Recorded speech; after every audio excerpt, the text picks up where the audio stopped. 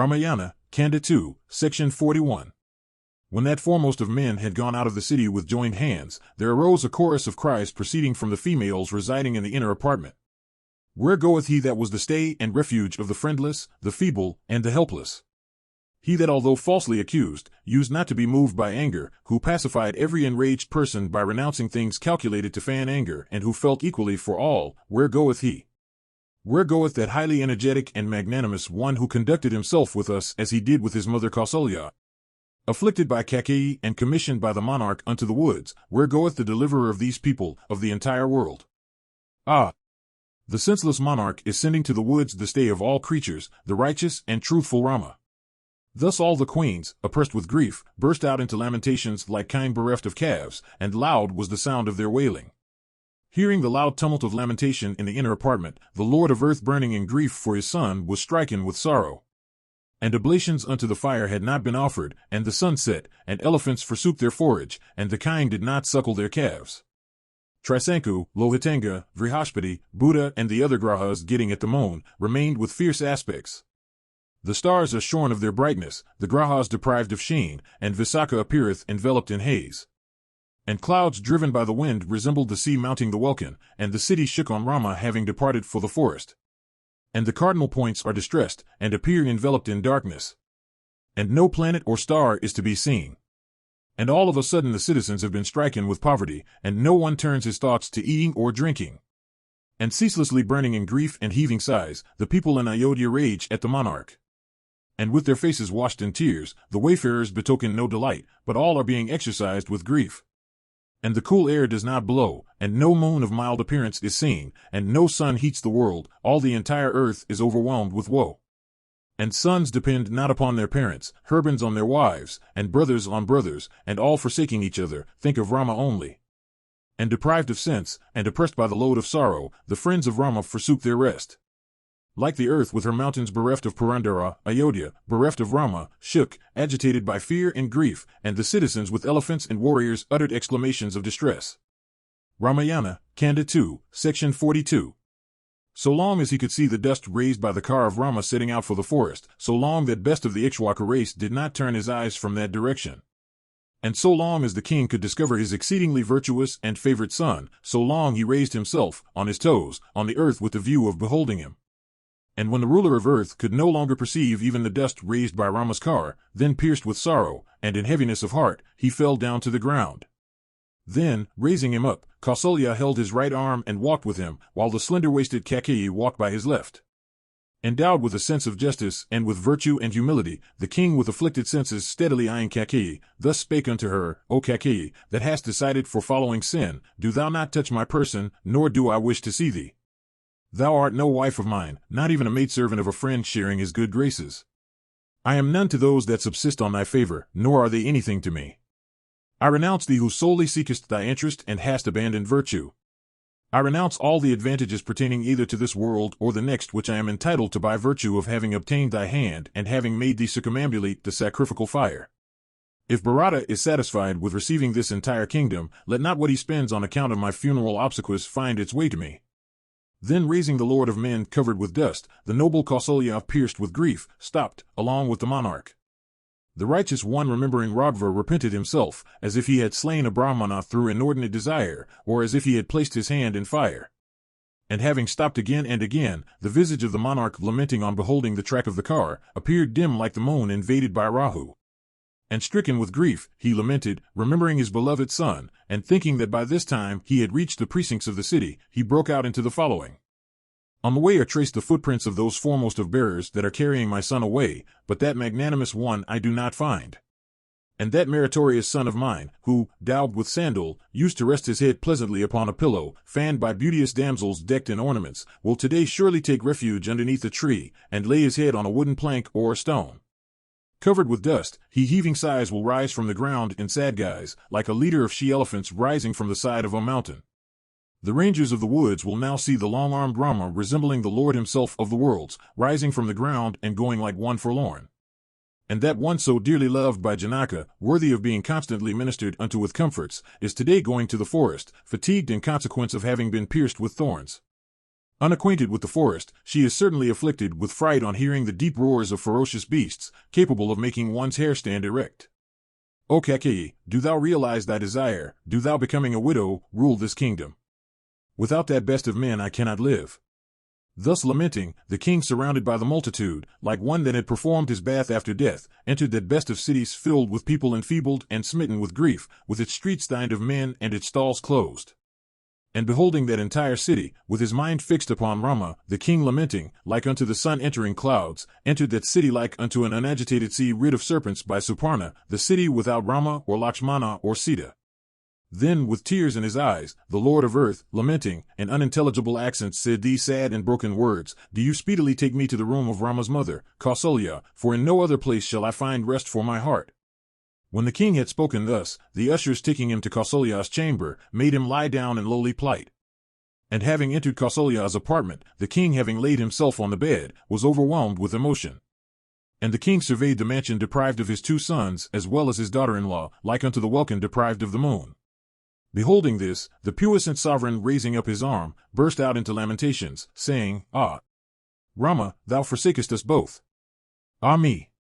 Surely those blessed people are happy, who having passed this gap of time, will behold Rama returned and will embrace him. Then when the night had come like unto his own fatal night, Dasaratha at midnight addressed Kausalya, saying, I do not perceive thee, O Kausalya. Do thou touch me with thy hand? My sight having followed Rama doth not return yet. Then seeing that foremost of men absorbed in the contemplation of Rama, that noble dame sat by him, and afflicted with greater grief, began to indulge a sorrow, sighing heavily. Ramayana, Kanda 2, section 43. Then seeing the king lying down stupefied with grief, Kausalya, aggrieved for her son, spake unto the Lord of Earth, saying, O best of men, having vented her venom upon Ragva, the crooked Kakeyi will go about like a she-serpent that has cast off her slough. And that fortunate one, having by her endeavors attained her end, will frighten me the more like a wicked serpent in one's house. If Rama had stayed in this city subsisting himself by alms, or had I made my son as Kakeyi's slave, even that would have been preferable, before his retirement to the woods.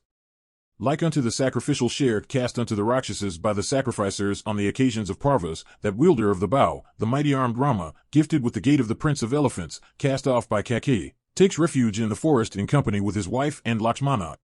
Dispatched by you to the woods at the command of Kakeyi, to what a plight will they, not inured to the privations of a forest life, be reduced? And bereft of elegant apparel, how will they of tender years, exiled in this time of enjoyment, pass their lives in misery, subsisting on fruits and roots? Will such a time present itself now that my grief removed and my desire attained, I shall here behold Ragva along with his wife and brother? When, hearing that those heroes have come, will Ayodhya, adorned with standards and garlands, attain fame, with her populace filled with joy? When, seeing those foremost of men return from the forest, will the city overflow with delight, like the ocean on the occasion of a parva? When will the mighty armed hero enter the city of Ayodhya, placing Sita before him on the car, like unto a bull having his bovine mate before him? When will people by thousands shower fried patty upon my sons on the road, as those repressors of foes will enter the city? When shall I behold those, too, wearing burnished earrings, entering Ayodhya, placing before them their weapons and swords, like unto 2 hills furnished with their summits? When accepting flowers from girls and fruits from brahmanas, will they, filled with delight, go round the palace? When with his intelligence ripened by time, although resembling a celestial in age, will that righteous-souled one come here, rejoicing people like a Trivarsha? Doubtless, O hero, formerly of vile ways that I had cut off the paps of kine and thus prevented their calves hungering after their mother's milk, from drinking it. And it is for this sin that, O foremost of men, have I, attached to my son, been forcibly deprived of him by Kakeyi, like a cow deprived of her calf by a lion. Having an only son, I dare not live without him endowed with every virtue and versed in every branch of learning. Not seeing my beloved son and the mighty Lakshmana, I cannot live at all. As in summer the divine sun furnished with fierce rays burns this earth, even so this raging fire of grief on account of my son consumes me. Ramayana, Kanda 2, section 44. As that best of ladies, Kausalya, was thus lamenting, Sumitra, ever abiding in virtue, spake unto her these words consistent with righteousness, O worshipful one, your son is crowned with all qualities, and is the best of men. Why then do you bewail thus, or weep bitterly? Since, O revered one, renouncing the kingdom, your mighty son wendeth to the woods, with the view of fulfilling the intention of his high-souled and truthful sire, the worthy Rama staying in the duty that is completely observed by the good and the performance of which always bringeth welfare in the next world, should by no means be lamented. And that sinless one, Lakshmana, kind unto all creatures, will minister unto Rama in the best way possible, and this is to the advantage of that high-souled one, and experiencing the hardships that come of living in the forest, that he deserving of happiness follows your righteous son. And what is wanting unto that maintainer of all, your son of subdued senses, intent upon truth and the observance of vows, who is spreading his banner of fame over the world? Acquainted with Rama's manifest purity and high magnanimity, the sun himself will not dare burn his body with his rays. And issuing from the woods at all hours, the delicious air impregnated with heat and cold will serve Radha. And when he will lie down at night, the moon touching him with his beams and embracing him even like his own father, will gladden his heart. That hero of mighty energy on whom Brahma had conferred celestial weapons, seeing that foremost of the Danavas, the son of Timidwaja, slain in battle, that tiger-like one, relying on the native strength of his arms, will fearlessly abide in the forest as if in his own home. And why should not the earth remain in the sway of him coming within the range of whose arms enemies find destruction? Considering Rama's grace, heroism, and auspiciousness, there cannot be any doubt that, returning from the forest, he will speedily regain his own kingdom. He is the son of the sun, the lord of the lord, he is the auspiciousness of prime auspiciousness, the fame of fame, the forbearance of forbearance, the god of the gods, and the foremost of creatures. What evil qualities, O noble lady, will be perceived in him, whether he remains in the city or in the forest? And that best of men, Rama, will soon be installed in the kingdom, in company with these three, the earth, Vaidehi, and the goddess of victory. Although overwhelmed with grief, the people of Ayodhya, seeing that noble unvanquished one retiring to the woods clad in kusa and bark, are shedding tears begot of sorrow, yet accompanied by that Lakshmi, what is there that is incapable of being attained by him? And what is there that is incapable of being obtained by him, before whom goeth that foremost of bowmen himself bearing arrows, swords, and other weapons? You will again see him return from the forest. O exalted one, chase your grief and sadness, I tell you this truly. O blameless one, you will again, O auspicious lady, see your son, like unto the new risen moon, paying homage unto your feet with his head. And again seeing him returned and crowned with great auspiciousness, you will speedily shed the dew of delight. O noble lady, do not grieve or lament. Evil cannot touch Rama. You will soon behold your son along with Sita and Lakshmana. O sinless one, it is for you to console these people. Why then, O revered one, do you suffer your heart to be thus overpowered? O eminent one, you ought not to bewail, inasmuch as Raghav is your son. In this world there is not another residing in honesty that is superior to Rama. Beholding your son surrounded by his friends, bowing unto you, you will soon shed blissful tears, even like a rain cloud. And soon will your son conferring boons, returning, to this place, press your feet with those soft and plump hands of his. And even as a chain of clouds speaks unto a hill, you will speak unto worshipful and heroic son, surrounded by his friends, bowing unto you. Having thus addressed Rama's mother and inspired her with hope in various words, the noble, pleasant, and blameless Sumitra, clever in speech, paused. Hearing those words of Lakshmana's mother, that wife of the best of men, Rama's mother, had her sorrow destroyed in her person, even like an autumnal cloud surcharged with slight rain. Ramayana, Kanda 2, Section 45. The people, who yearned after Rama having truth for prowess, followed him repairing to the forest even when the king in the interests of his son had with much ado restrained himself. These, following Rama's car, did not desist. That illustrious one crowned with every perfection was unto the inhabitants of Ayodhya like unto the full moon himself. Although besought by the subjects, the truthful Kakutstha, having pledged his word unto his father, kept on going to the forest. And affectionately eyeing them as if drinking them with his sight, Rama touchingly addressed those subjects as if they were his own. The love and regard which the inhabitants of Ayodhya have for me, let them, for pleasing me, extend in full measure towards Bharata. That enhancer of Kakeyi's delight-bearing and auspicious character will duly compass your happiness and welfare. Aged by virtue of his wisdom, although young in years, and mild albeit furnished with heroic virtue, that remover of fear will make a fit ruler for ye. Crowned with every regal virtue and selected as the heir apparent by the monarch, he is more meritorious by far than I am. It behoves ye to obey the order of your master.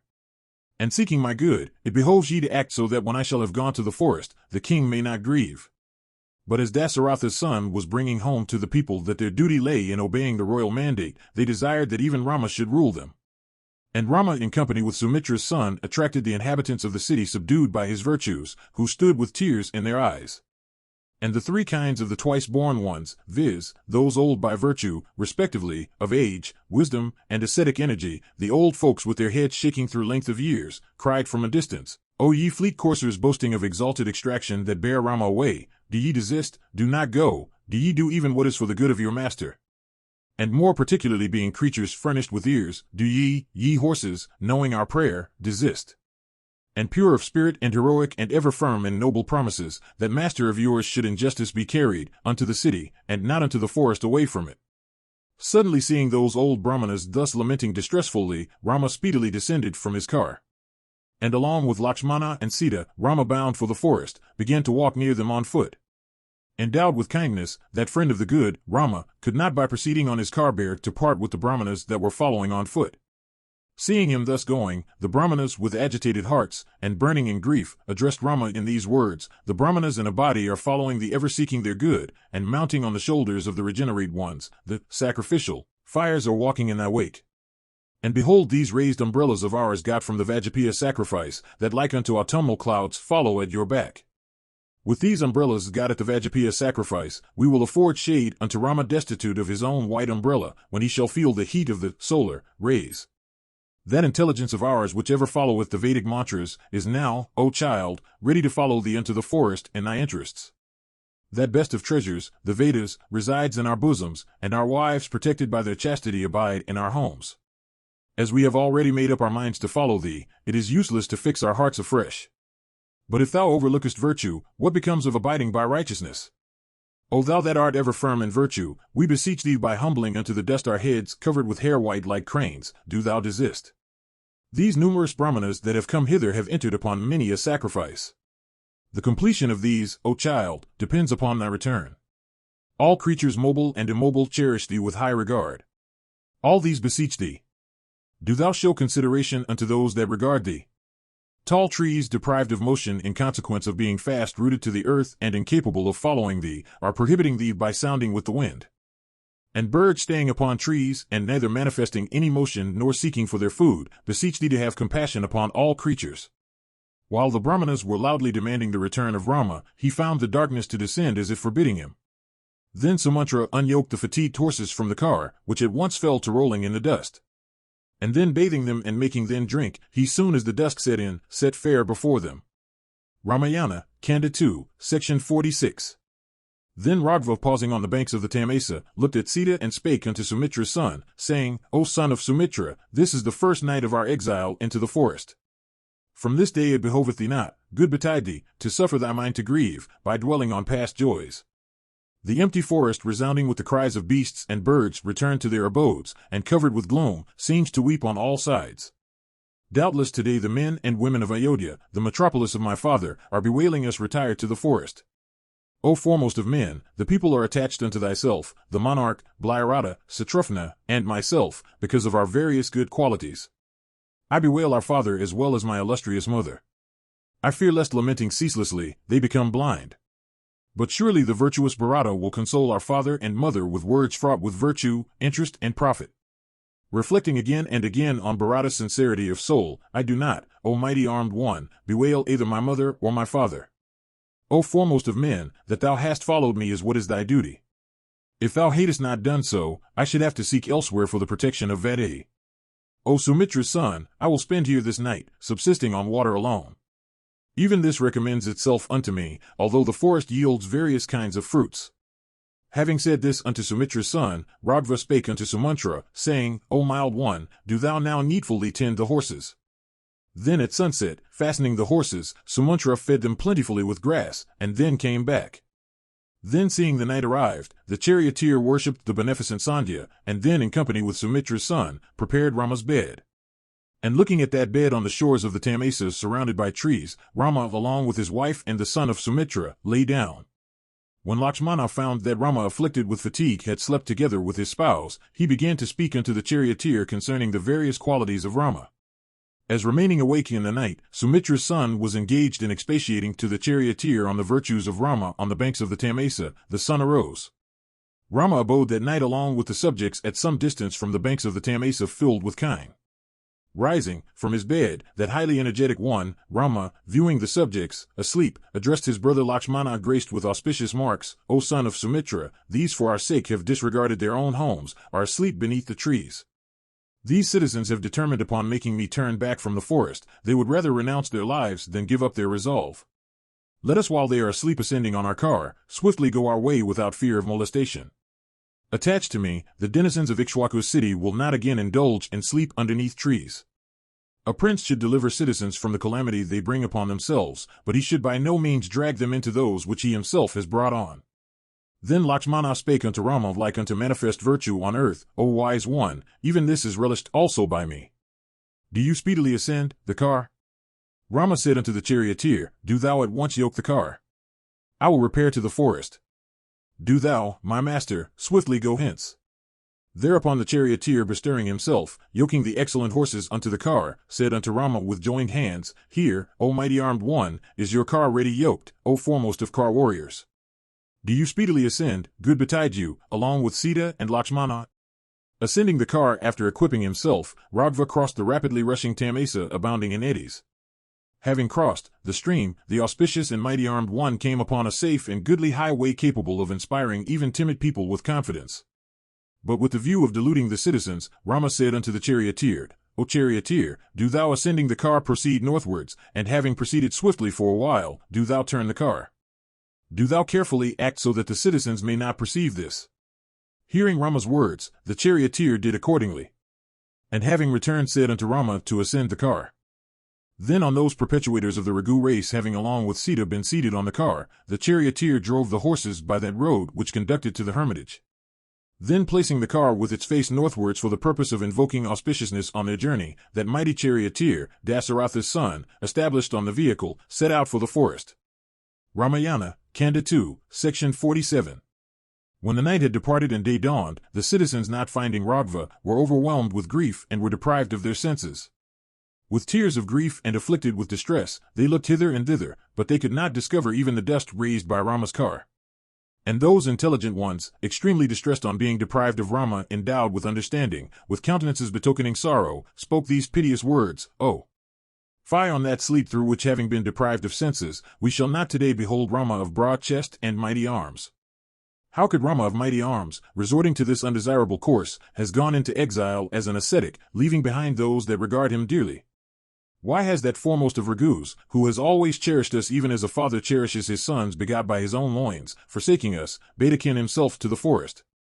Here will we either renounce our lives, or direct our course to the north to meet death. Of what good are our lives, when we have been deprived of Rama? There are huge trunks of dry wood to be got here in plenty. Lighting the pile of woods will we all enter the fire. What shall we say, when people ask us? How can we say, we took hence the mighty armed, sweet-speeched, and unavenging Rama? Surely seeing us without Raghava, the forlorn city with her women, children, and grown-up folks will be plunged in grid we had issued with that high-souled hero. Deprived of him, how shall we behold that city? Thus raising up their arms, they stricken with grief, indulged in lamentations, like unto kine deprived of their calves. Then following for a while the track of the car, they, missing the track, become overwhelmed with woe. And then those intelligent ones came back by the track of the car. What is this? What shall we do? We have been foiled by some supernatural agency. Then they returned to the city of Ayodhya with its good people oppressed with grief, by the selfsame way by which they had come. Viewing the city, they with their eyes weighed down with grief, and minds oppressed with woe, shed plentiful tears. This city deprived of Rama does not look beautiful, like a lake bereft of its serpent by Garura, or the firmament deprived of the moon, or the ocean without its waters. And they disturbed in mind beheld the city sunk in sorrow. And entering their wealthy mansions, they deprived of their senses by grief, could not recognize them for their own, nor could they with their hearts rendered absolutely cheerless, although looking at them minutely, distinguish their own from others. Ramayana, Kanda 2, Section 48. Then with depressed spirits, and exceedingly afflicted, with tears flooding their eyes, smitten with mortal grief, the inhabitants of the city went back from Rama unto the city.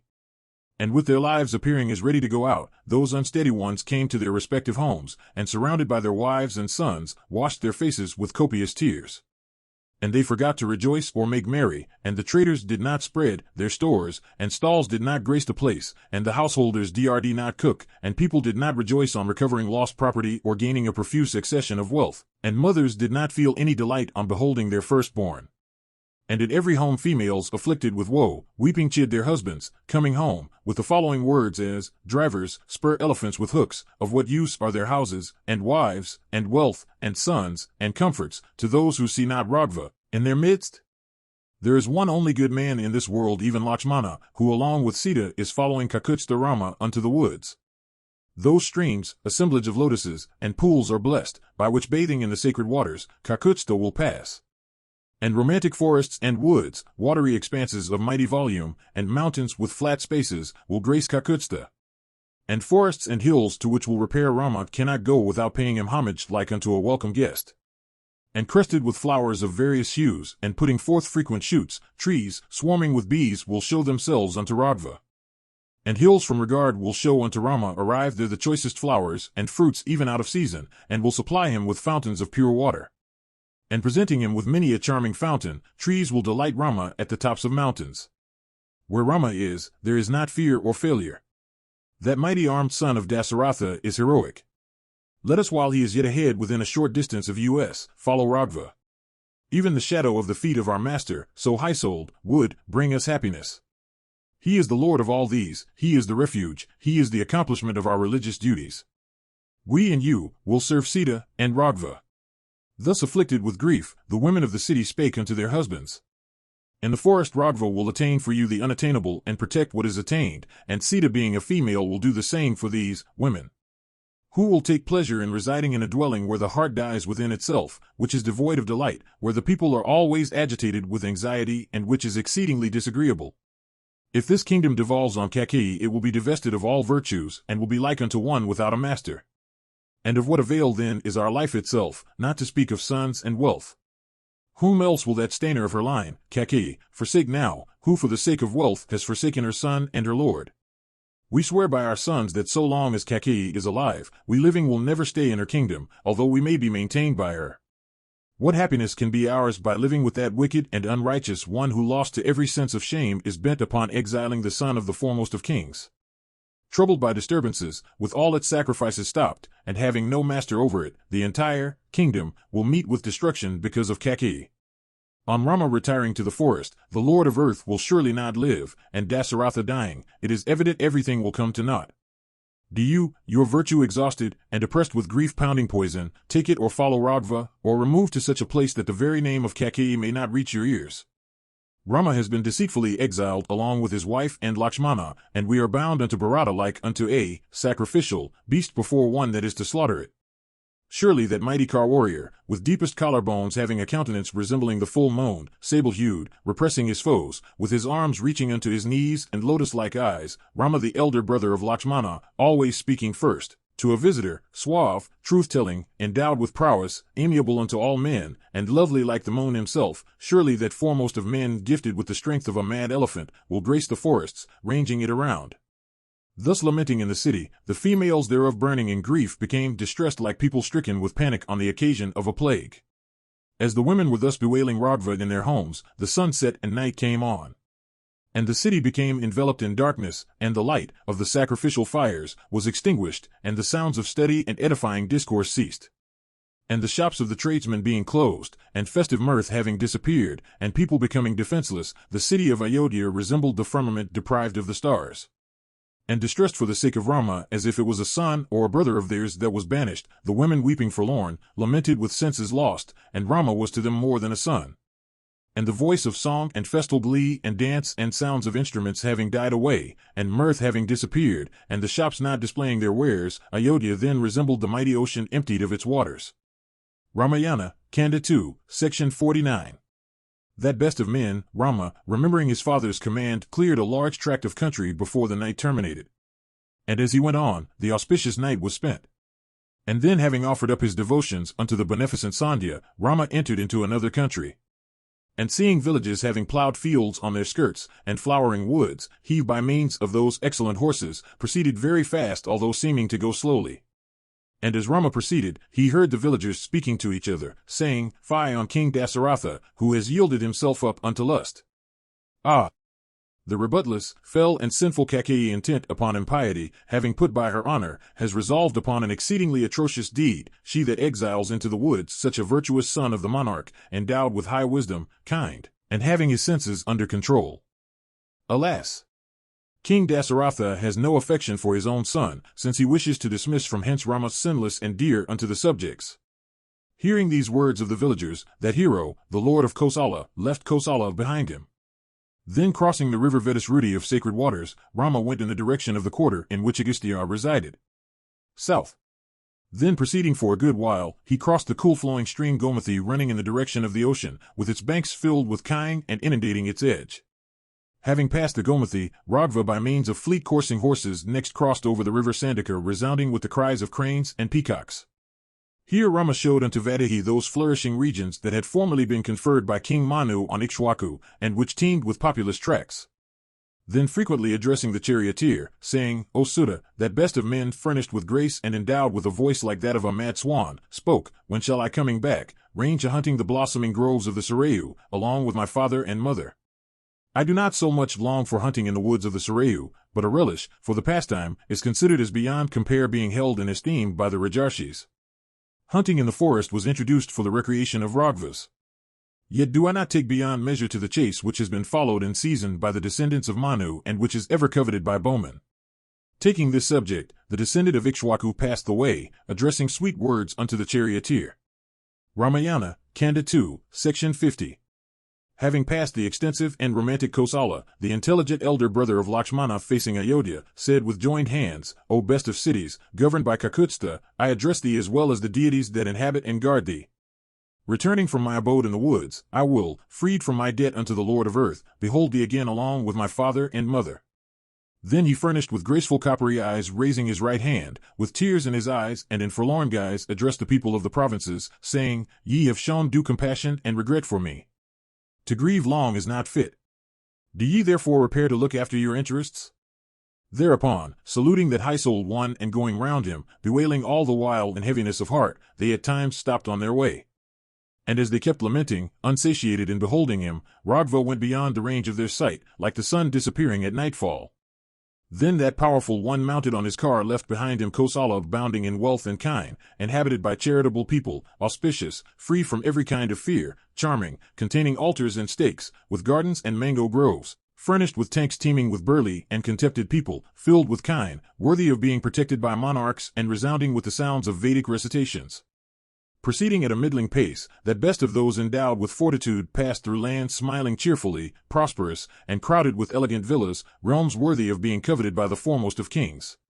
Then Raghava saw the celestial Ganga running in 3 courses with cool waters free from moss, beautiful to behold, frequented by the sages, adorned with graceful asylums close by, containing sacred watery expanses haunted at the hours of sport by delighted apsaras, graced with celestials, Danavas, Gandharbas and Kinnaras, ever holy, attended by the wives of Nagas and Gandharbas, with hills serving as sporting places for the celestials, the rivers surrounded by gardens of the immortals, that for the behoof pf the celestials had ascended heaven, famous, furnished with assemblage of celestial lotuses, with the rocks laughing aloud in consequence of the dashing of water, laughing without blemish with foam, sometimes having her water flowing like a braid, and sometimes decked by eddies, sometimes still and deep, and sometimes rushing furiously, sometimes sounding solemnly, and sometimes roaring dreadfully, with crowds of deities bathing in its water, embellished with fresh-blown lotuses, having spacious shoals and spots covered with glittering sand, resounding with the cries of cranes of various kinds, graced by chakravakas, ever resorted to by maddened fowls, without blame,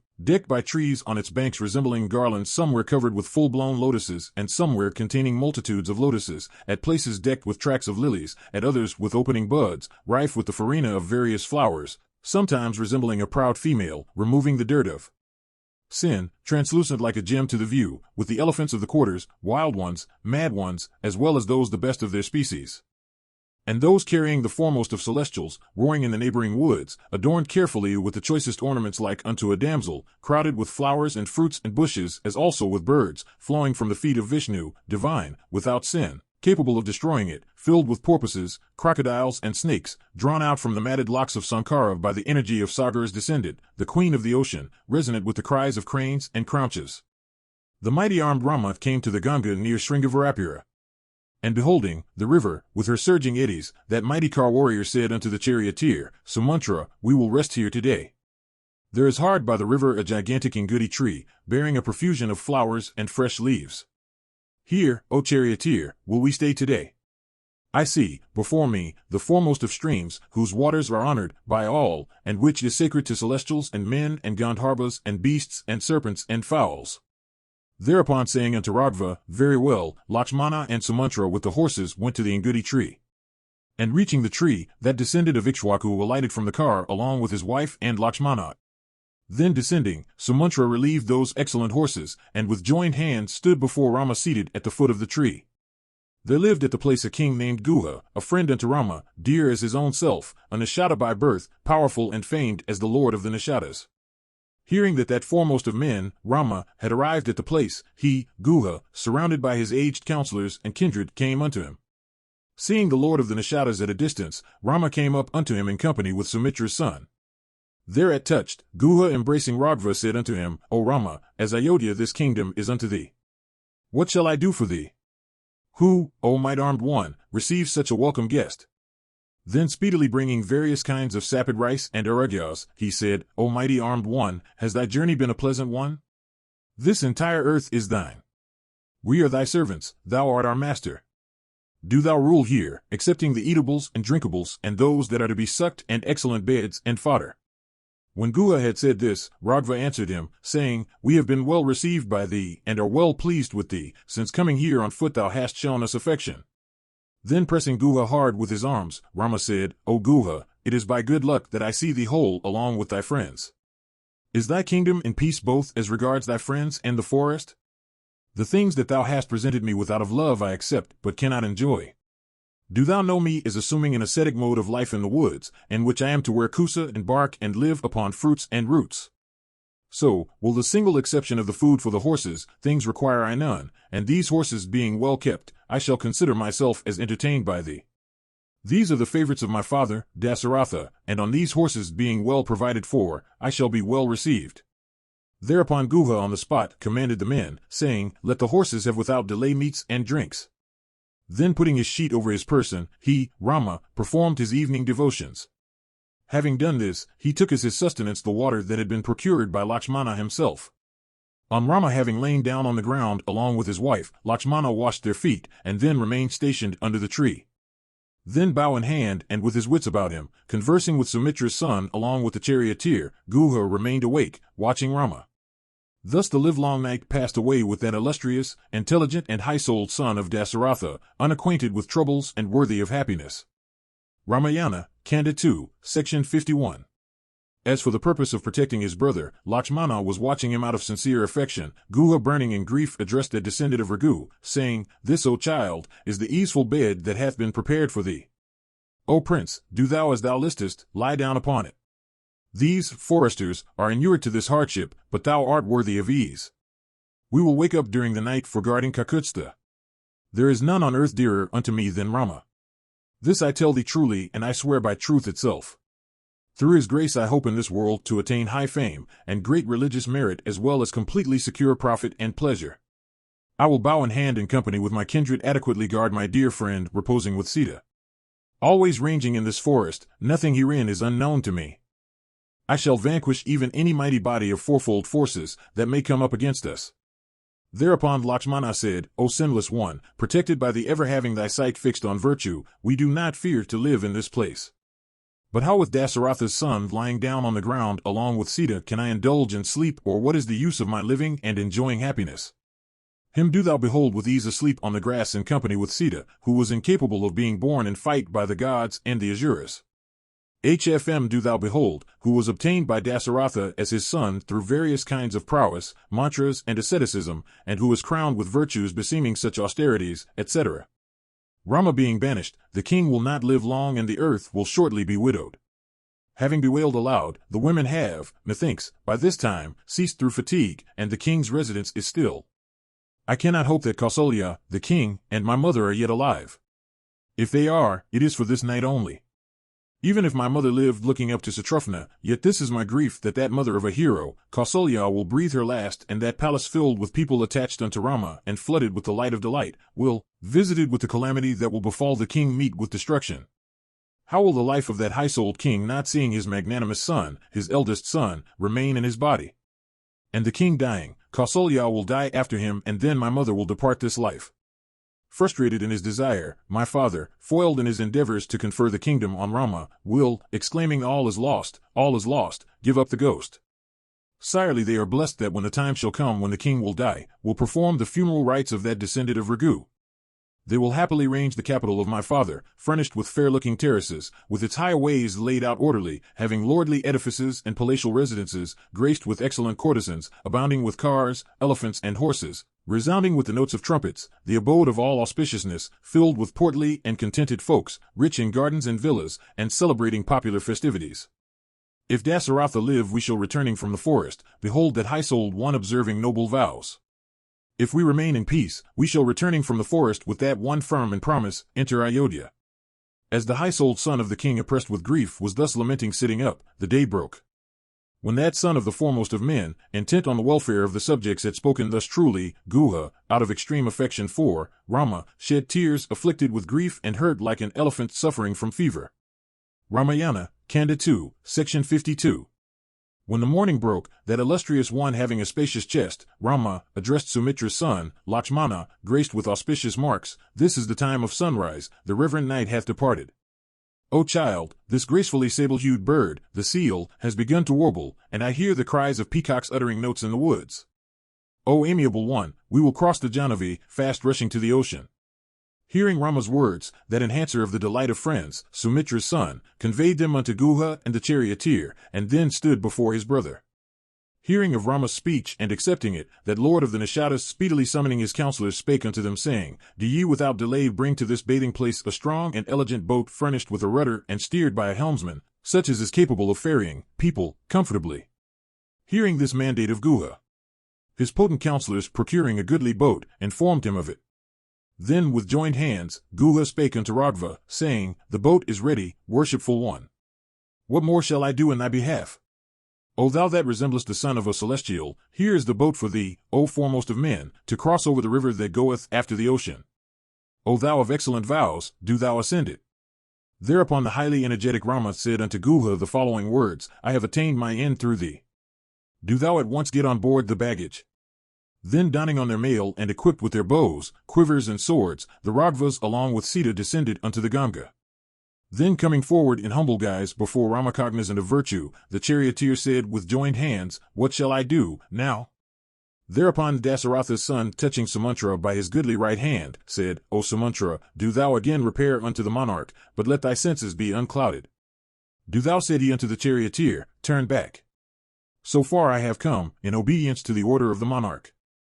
Therefore, O sinless one, I shall not be able to go to Ayodhya without you, and it behoves you to permit me to follow you to the forest. But if you forsake me who beseech you, I will as soon as left by you, enter into fire along with the car.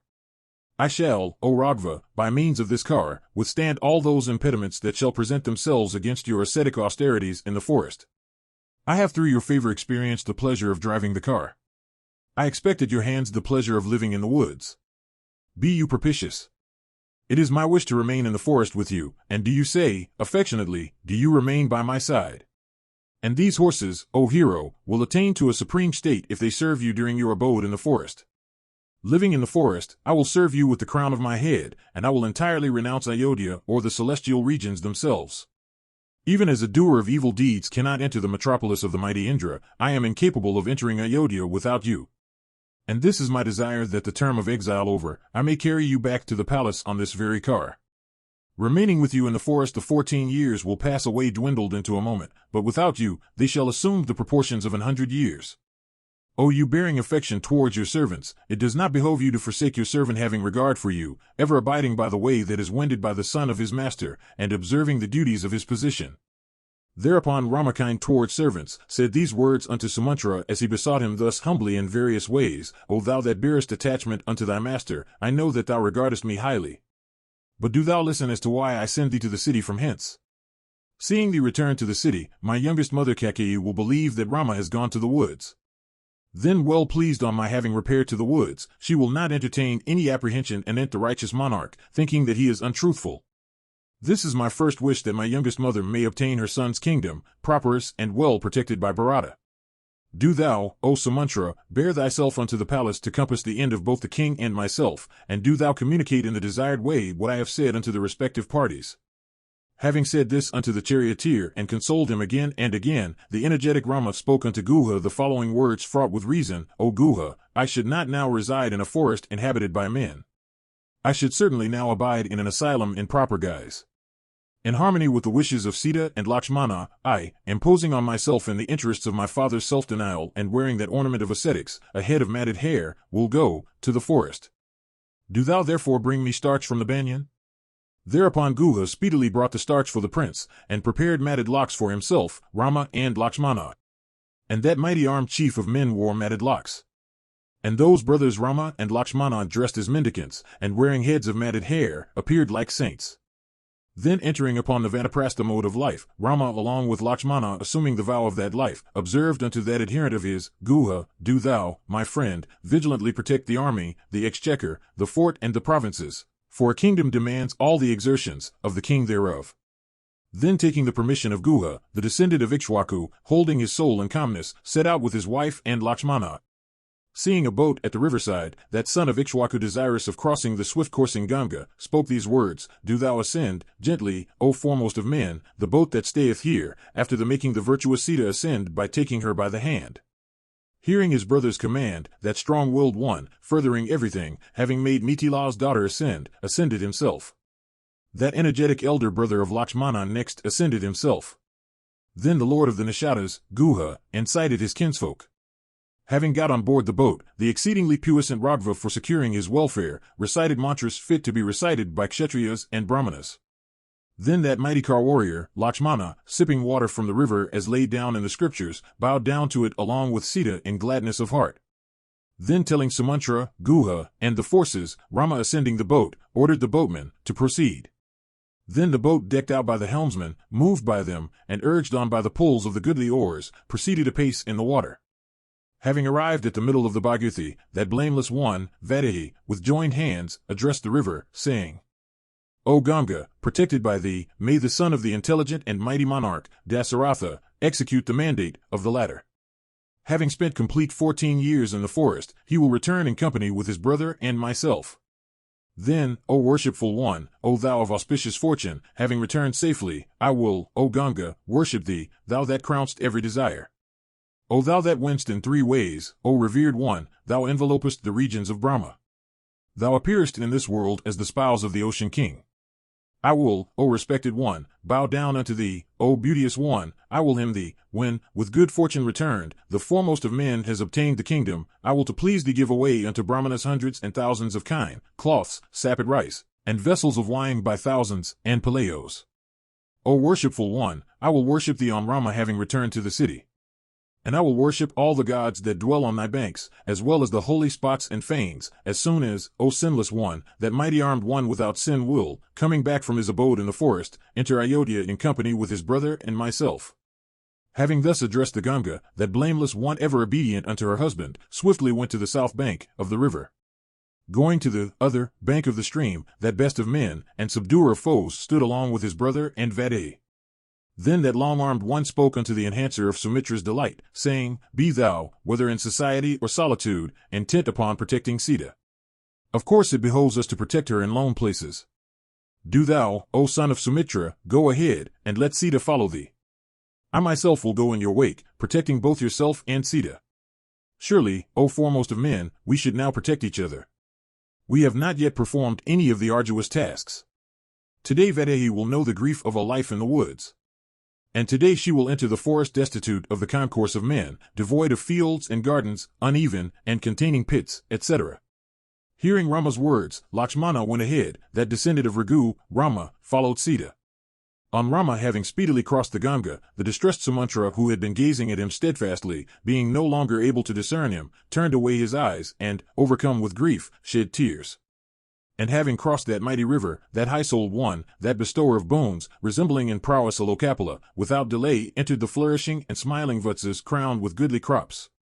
And then the two brothers, having slain the 4 kinds of beasts, viz., boars, rizyas, prashadas, and maharuras, and taking their flesh, in the evening took refuge under a mighty tree, feeling the demands of appetite. Ramayana, Kanda 2, section 53. Having taken refuge under the tree and performed his evening devotions, that foremost of those capable of charming others, Rama, addressed Lakshmana, saying, "Today is the first night, which we must spend, outside the inhabited tracts without the company of Sumantra. Thou ought not to suffer thy mind to be uneasy on that score. From tonight forth, we shall have to guard her vigilantly, for, O Lakshmana, the preservation of what she has as well as the securing unto her of what she has not, rests with us. We will, O son of Sumitra, anyhow pass the night, let us ourselves procuring leaves, and spreading them on the ground, anyhow lie down on it." Saying this, Rama lying down on the ground, although worthy of a costly bed, spoke these excellent words unto Sumitra's son, "O Lakshmana, surely the king sleeps uneasily today, and Kaikeyi having attained her end ought to be satisfied. Will not that revered lady, for the purpose of having Bharata established in the kingdom, take the king's life when she shall see Bharata arrived? Forlorn and old and deprived of me, I do not know what he will do, his soul possessed by desire, and having come under the influence of Kaikeyi. Viewing this calamity that has overtaken us, and the disorder that has taken place in the senses of the monarch, I deem even lust as more potent than either virtue or interest. O Lakshmana, what man is there ignorant though he be, who for the sake of a female forsaketh, as my father has done me, his son following his footsteps? Ah! Kaikeyi's son Bharata with his wife is really happy, he that enjoys the sole sovereignty of the delighted Kosalas. Now that our father has grown old and I have taken refuge in the forest, he will alone experience the supreme felicity in the kingdom.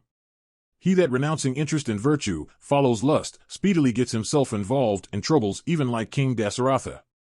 O amiable one, I think that Kaikeyi has been born for making an end of Dasaratha, sending me into exile, and conferring the kingdom on Bharata. At present for imparting me pain, Kaikeyi, intoxicated by the tide of good fortune, will afflict Kausalya and Sumitra. Thy mother, the revered Sumitra, will be smitten with grief on our account. Do thou, Lakshmana, tomorrow morning repair unto Ayodhya, I alone will go unto Dandaka along with Sita. Thou wilt be the protector of the helpless Kausalya. Kaikeyi is surely mean-minded, she perpetrates wrongs from malice. O thou cognizant of virtue, she may administer poison unto my mother. Surely, O child, in a former birth, women were bereft of their sons by my mother, O son of Sumitra, and it is for this that this misfortune has befallen her.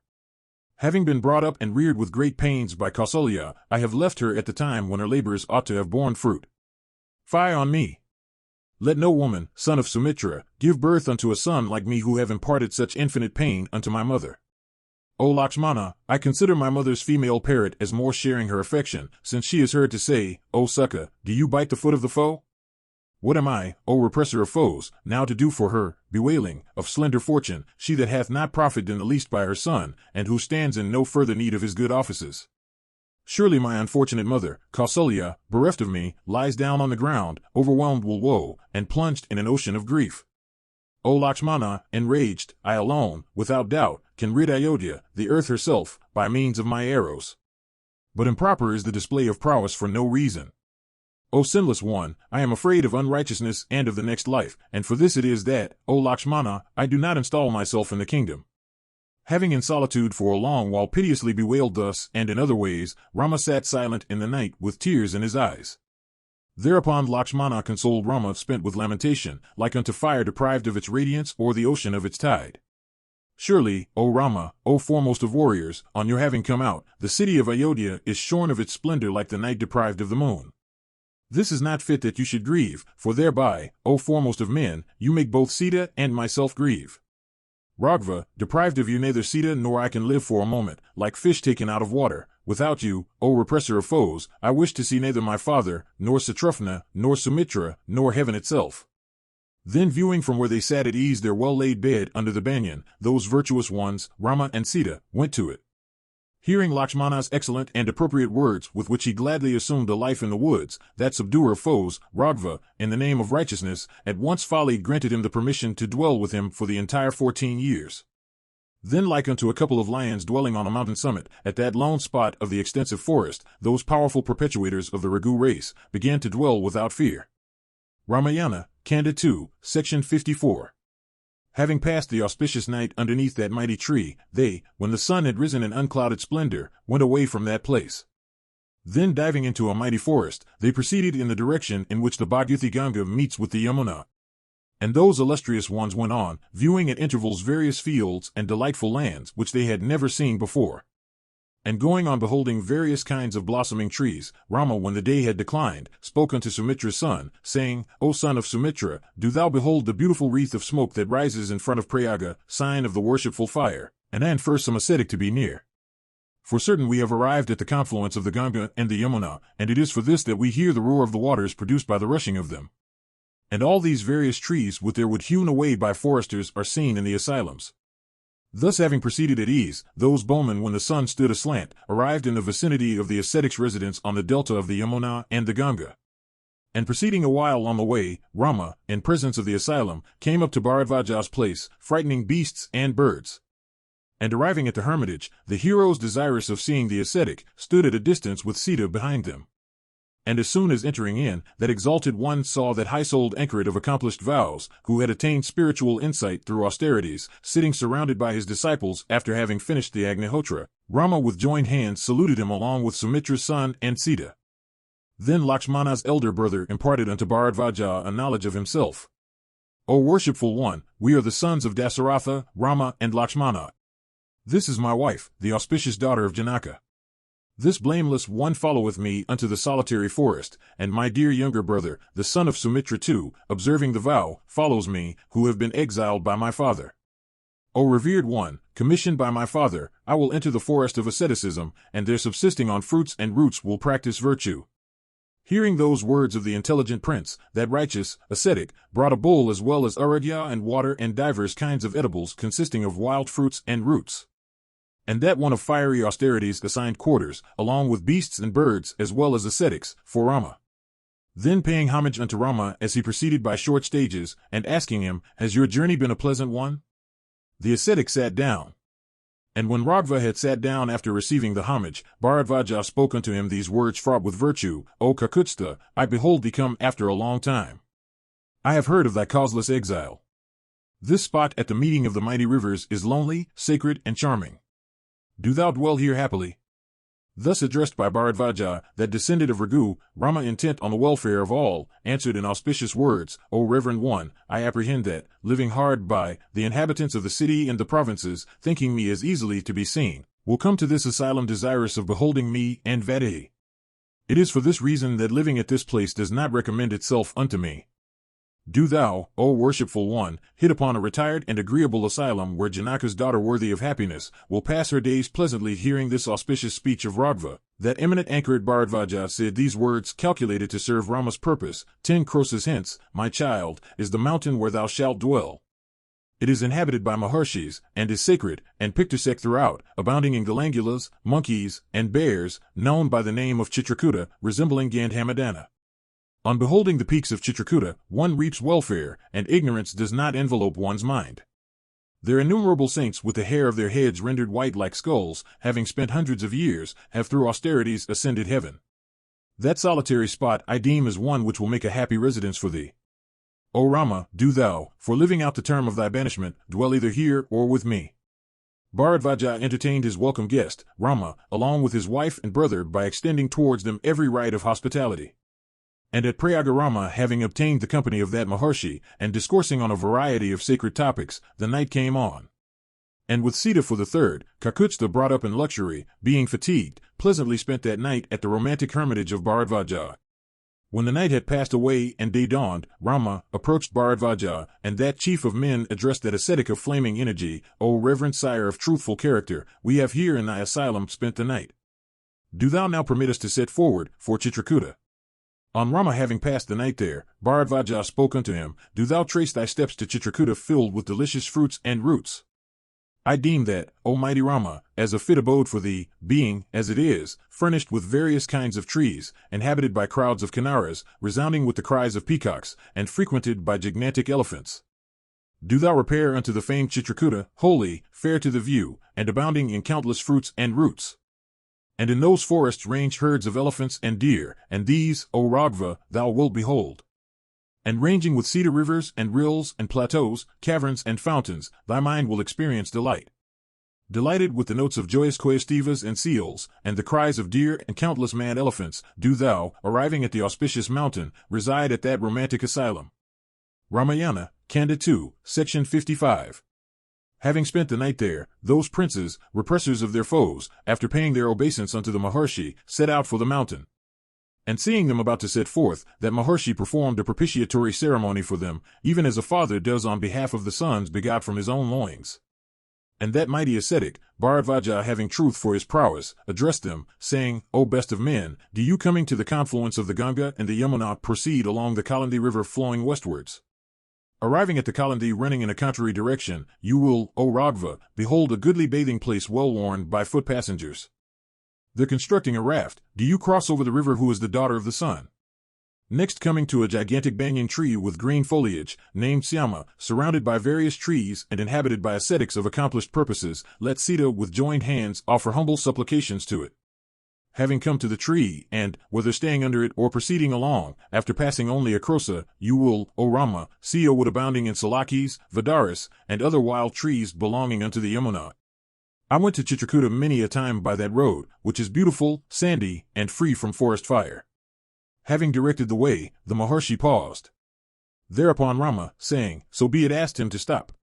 On the ascetic turning away, Rama spoke unto Lakshmana, We had surely acquired religious merit, good betide you, since the ascetic has shown compassion unto us. Having thus conversed with each other, those foremost of men endowed with intelligence, placing Sita in their front, proceeded towards the river Kalandi. And having arrived at the Kalandi of rapid currents, they desirous of crossing over, began I think, as to the means. Then with heaps of dry wildwood covered with grass, they constructed a large raft. And the puissant Lakshmana, tearing twigs from the redden and the rose apple, made a comfortable seat for Sita. Then Dasaratha's son, Rama, made his bashful wife, in power, inconceivable like unto Shri herself, ascend the raft, and carefully laid beside Vaidehi her attires and ornaments as well as the hoe and the basket. And first having placed Sita on the raft, those sons of Dasaratha ascended themselves, and with glad hearts began carefully to cross the stream. Having come near the middle of the Kalandi, Sita prayed unto her, saying, Hail to thee, O goddess! I cross thee. If my husband can successfully perform his vow, I will worship thee with 1,000 cows and 100 vessels of wine. Hail unto thee, upon Rama's return to the city ruled by Ikshwaku.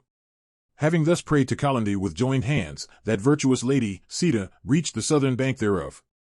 And by means of that raft they crossed that fleet-coursing daughter of the sun, heaving with billows, the river Yamuna with her banks abounding with innumerable trees. Then renouncing the raft, and passing by the woods adjoining the Yamuna, they came upon a banyan Syama by name, of cool shade and verdant foliage.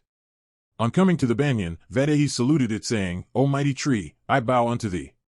May my husband fulfill his vow, and may we behold Kausalya and the illustrious Sumitra. Having thus prayed with joined hands, the intelligent Sita went away. Seeing the blameless and beloved Sita ever conducting herself properly, praying, Rama said unto Lakshmana, Do thou, O younger brother of Bharata, taking Sita with thee, go forward. O best of men, furnished with weapons, I will go in thy wake. Do thou procure Vaidehi with whatever fruits or flowers may please her and she may wish to have. Seeing every tree and shrub crowned with blossoms unseen before, that one belonging to the softer sex questioned Rama about it. And hearing Sita's words, Lakshmana brought unto her fruits and flowers, of beautiful and flower-scattering trees of diverse kinds. And beholding streams with water flowing over glittering sands and resounding with cranes of various kinds, the daughter of King Janaka felt exceeding delight. And having proceeded just to Krosa, those brothers, Rama and Lakshmana, having killed many a sacred deer, began to range in the woods of the Yamuna. And having disported in the beautiful woods, resounding with multitudes of peacocks and inhabited by elephants and monkeys, they looking as lively as ever, coming to the level banks of the river, took up their quarters there. Ramayana, Kanda 2, Section 56. When the night had been spent, that best of Raghus gently awakened Lakshmana from his light sleep. O Sumitra's son, do thou hear the dulcet notes of the birds in the woods? Let us proceed. O repressor of foes, the time of our departure is present. Awakened at the proper time, Rama's brother left off sleep and drowsiness and clinging fatigue. Then they all arising touched the sacred waters of the river, and began to proceed on the way to Chitrakuta inhabited by ascetics.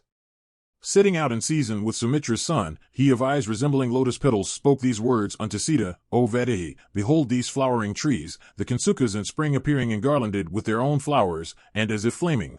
Do thou behold the Balatakas and Vilwas bending beneath their fruits and flowers, with no man to enjoy them. Surely, we shall be able to live here.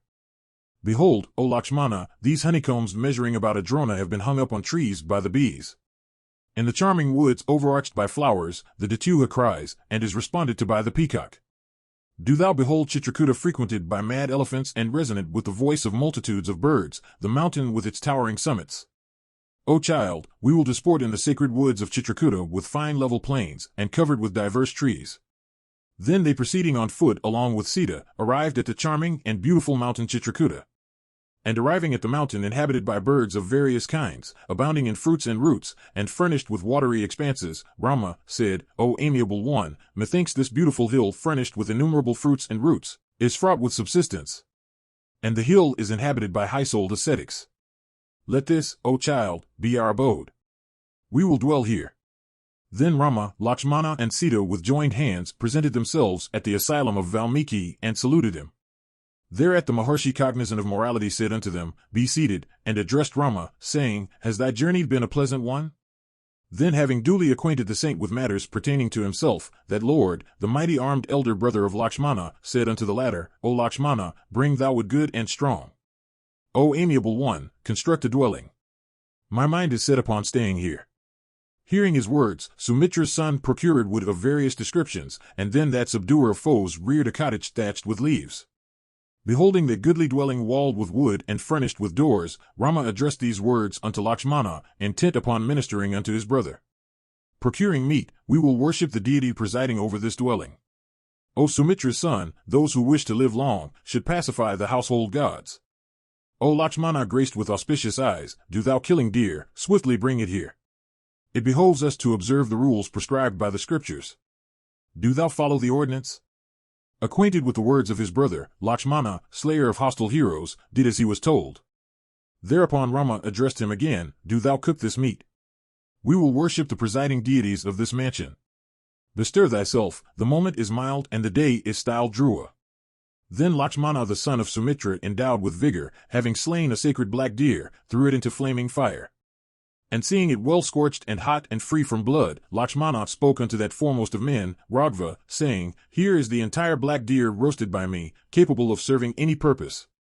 Do you, O you that resemble a celestial, worship the gods?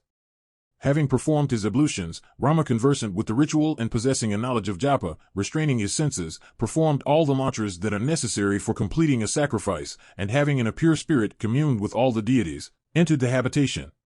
And, this having been done, Rama of immeasurable energy rejoiced exceedingly.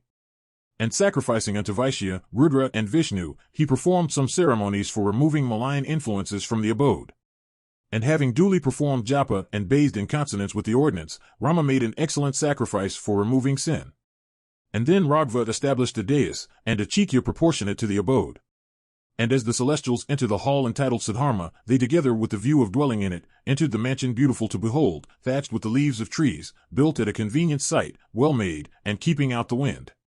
And having come to the charming Chitrakuta and the river Malyavati furnished with excellent bathing places, and haunted by beasts and fowls, they rejoiced with glad hearts, and forsook the grief incident to their exile from the city. Ramayana, Kanda 2, Section 57. Having for a long time conversed with Sumantra, Guha, distressed at heart on Rama reaching the southern bank, retraced his steps homewards. Learning from envoys at Sringavarapura all about Rama's visit to Bharadvaja at Prayaga and his reception at Bharadvaja's place, as well as their destined journey to Chitrakuta, Sumantra, taking the permission of Guha, yoked those excellent horses and with a heavy heart directed his course to the city of Ayodhya. And beholding perfumed woods and rivers and watery expanses and towns and villages, he eagerly proceeded on his way. And on the third day at dusk the charioteer arriving at Ayodhya saw it bereft of happiness. And beholding it empty and still, Sumantra, afflicted with exceeding sorrow, and overwhelmed with grief, thought, Perhaps the city with her elephants and horses and men and king has been consumed by the fire of grief on account of Rama. Having thus reflected, the charioteer drawing up to the city gate by means of those fleet coursing horses, speedily entered the city. Thereupon, people by hundreds and thousands rushed after the charioteer, Sumantra, asking, "Where is Rama?" To them he replied, having asked Ragva on the Ganga and being permitted by him, "I have been sent away by that high-souled righteous one." Learning that they, Rama and the rest, had crossed over the Ganga, the men with tears in their eyes, sighed forth O-Fi, and began to bewail, exclaiming, "Our Rama." And he heard crowds exclaim, "Not seeing Rama in the car, we cease to exist. We shall no longer see the righteous Rama in the midst of mighty assemblies engaged in charity, sacrifice, or nuptial rites." What was necessary for this body? What was dear to them and what did they delight in? Constantly revolving all this in his mind, Rama ruled this city even as a father. Then proceeding past the stalls, Sumantra heard the lamentations of females at windows, burning in grief for Rama. With his face muffled, Sumantra proceeded on the highway towards the palace of Dasaratha. Swiftly alighting from the car and entering the royal residence, he went past 7 apartments thronged with people. And beholding Sumantra return to the city crowned with edifices, 7-storied houses, and palatial mansions, the women, stricken with the absence of Rama, set up a cry of "Oh" and "Alas." And waxing still more aggrieved, the females looked at each other with their expansive and transparent eyes fast flooded with tears. And then he heard the talk, as toned down it proceeded from the royal mansions, of the wives of Dasaratha afflicted with grief for Rama. Going in company with Rama, and returning without him, what will the charioteer answer Kausalya bewailing, for her son? Surely life is miserable, yet is incapable of being renounced, since, although her son leaving, the installation, hath gone away, yet Kausalya still liveth. Having heard those words of the queen's, fraught with truth, Sumantra burning as it were in grief, at once entered the next apartment. And entering the 8th apartment he beheld in a gloomy chamber the king distressed and in a pitiable plight, woebegone for grief for his son. Thereupon presenting himself before the monarch, Sumantra saluted him and then conveyed unto the king the words of Rama as he had uttered them. Hearing them silently, the monarch with his mind exceedingly wrought, dropped down to the ground in a swoon, afflicted with grief for Rama. On the lord of earth swooning away and falling to the ground, the inmates of the inner apartment raising their arms burst into lamentations. Kausalya, availing herself of the aid of Sumantra, raised up her fallen lord and addressed him, saying, "This, O eminently virtuous one! If the envoy of that one of an exceedingly arduous achievement, returned from the forest, why do you not accost him? O descendant of Raghu, you are ashamed today, having done this wrong. Do you rise, merit be yours, arising from this act. Let not your adherents come to naught, because of your sorrow. O worshipful one, she from fear of whom you do not speak to the charioteer, Kakeyi, is not here. Do you therefore speak to him without fear?" Having said this unto the monarch, Kausalya, overwhelmed with grief, with her voice oppressed with the vapor begot of emotion, all on a sudden fell to the earth. Beholding Kausalya fallen on the ground bewailing, as also their husband, the ladies seated around, began to lament. Hearing the sounds of wailing arise from the inner apartment, old and young as well as females, set up lamentations all round, and the city was again filled with them. Ramayana, Kanda 2, Section 58. When having been ministered unto and when his senses had returned after the swoon, the king summoned Sumantra for hearing tidings of Rama.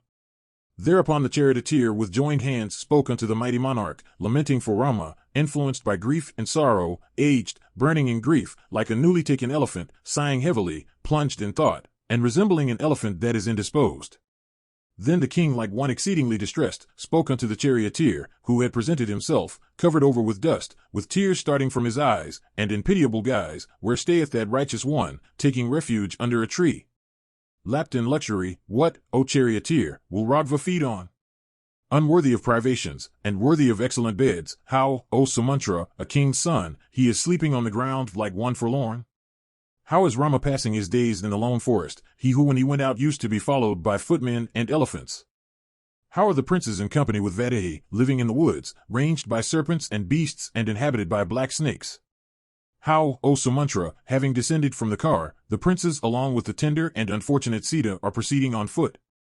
O charioteer, surely thou art blessed, for thou hast beheld my sons enter the forest, like the Ashwins entering the Mandara hill. And what did Rama say? And what did Lakshmana?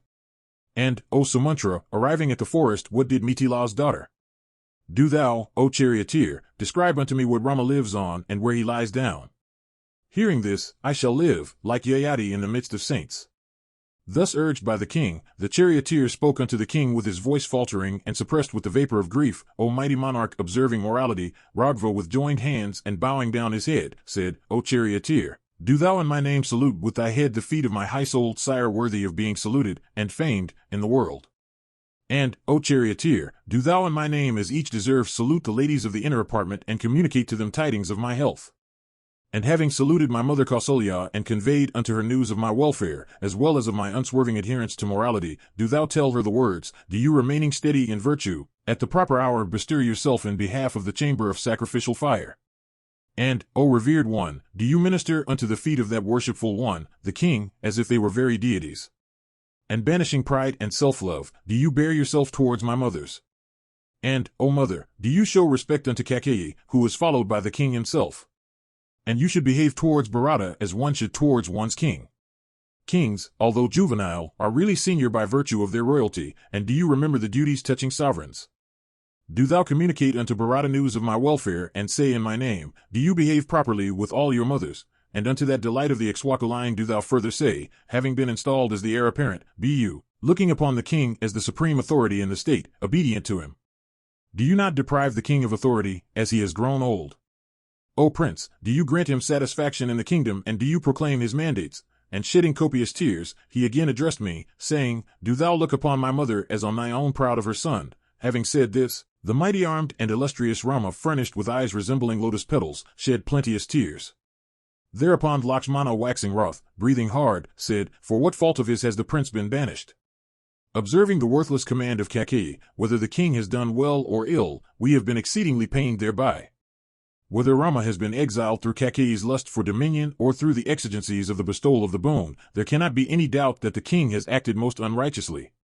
Even if this hath been done in harmony with the wish of the Lord, I do not perceive any reason for the banishment of Rama.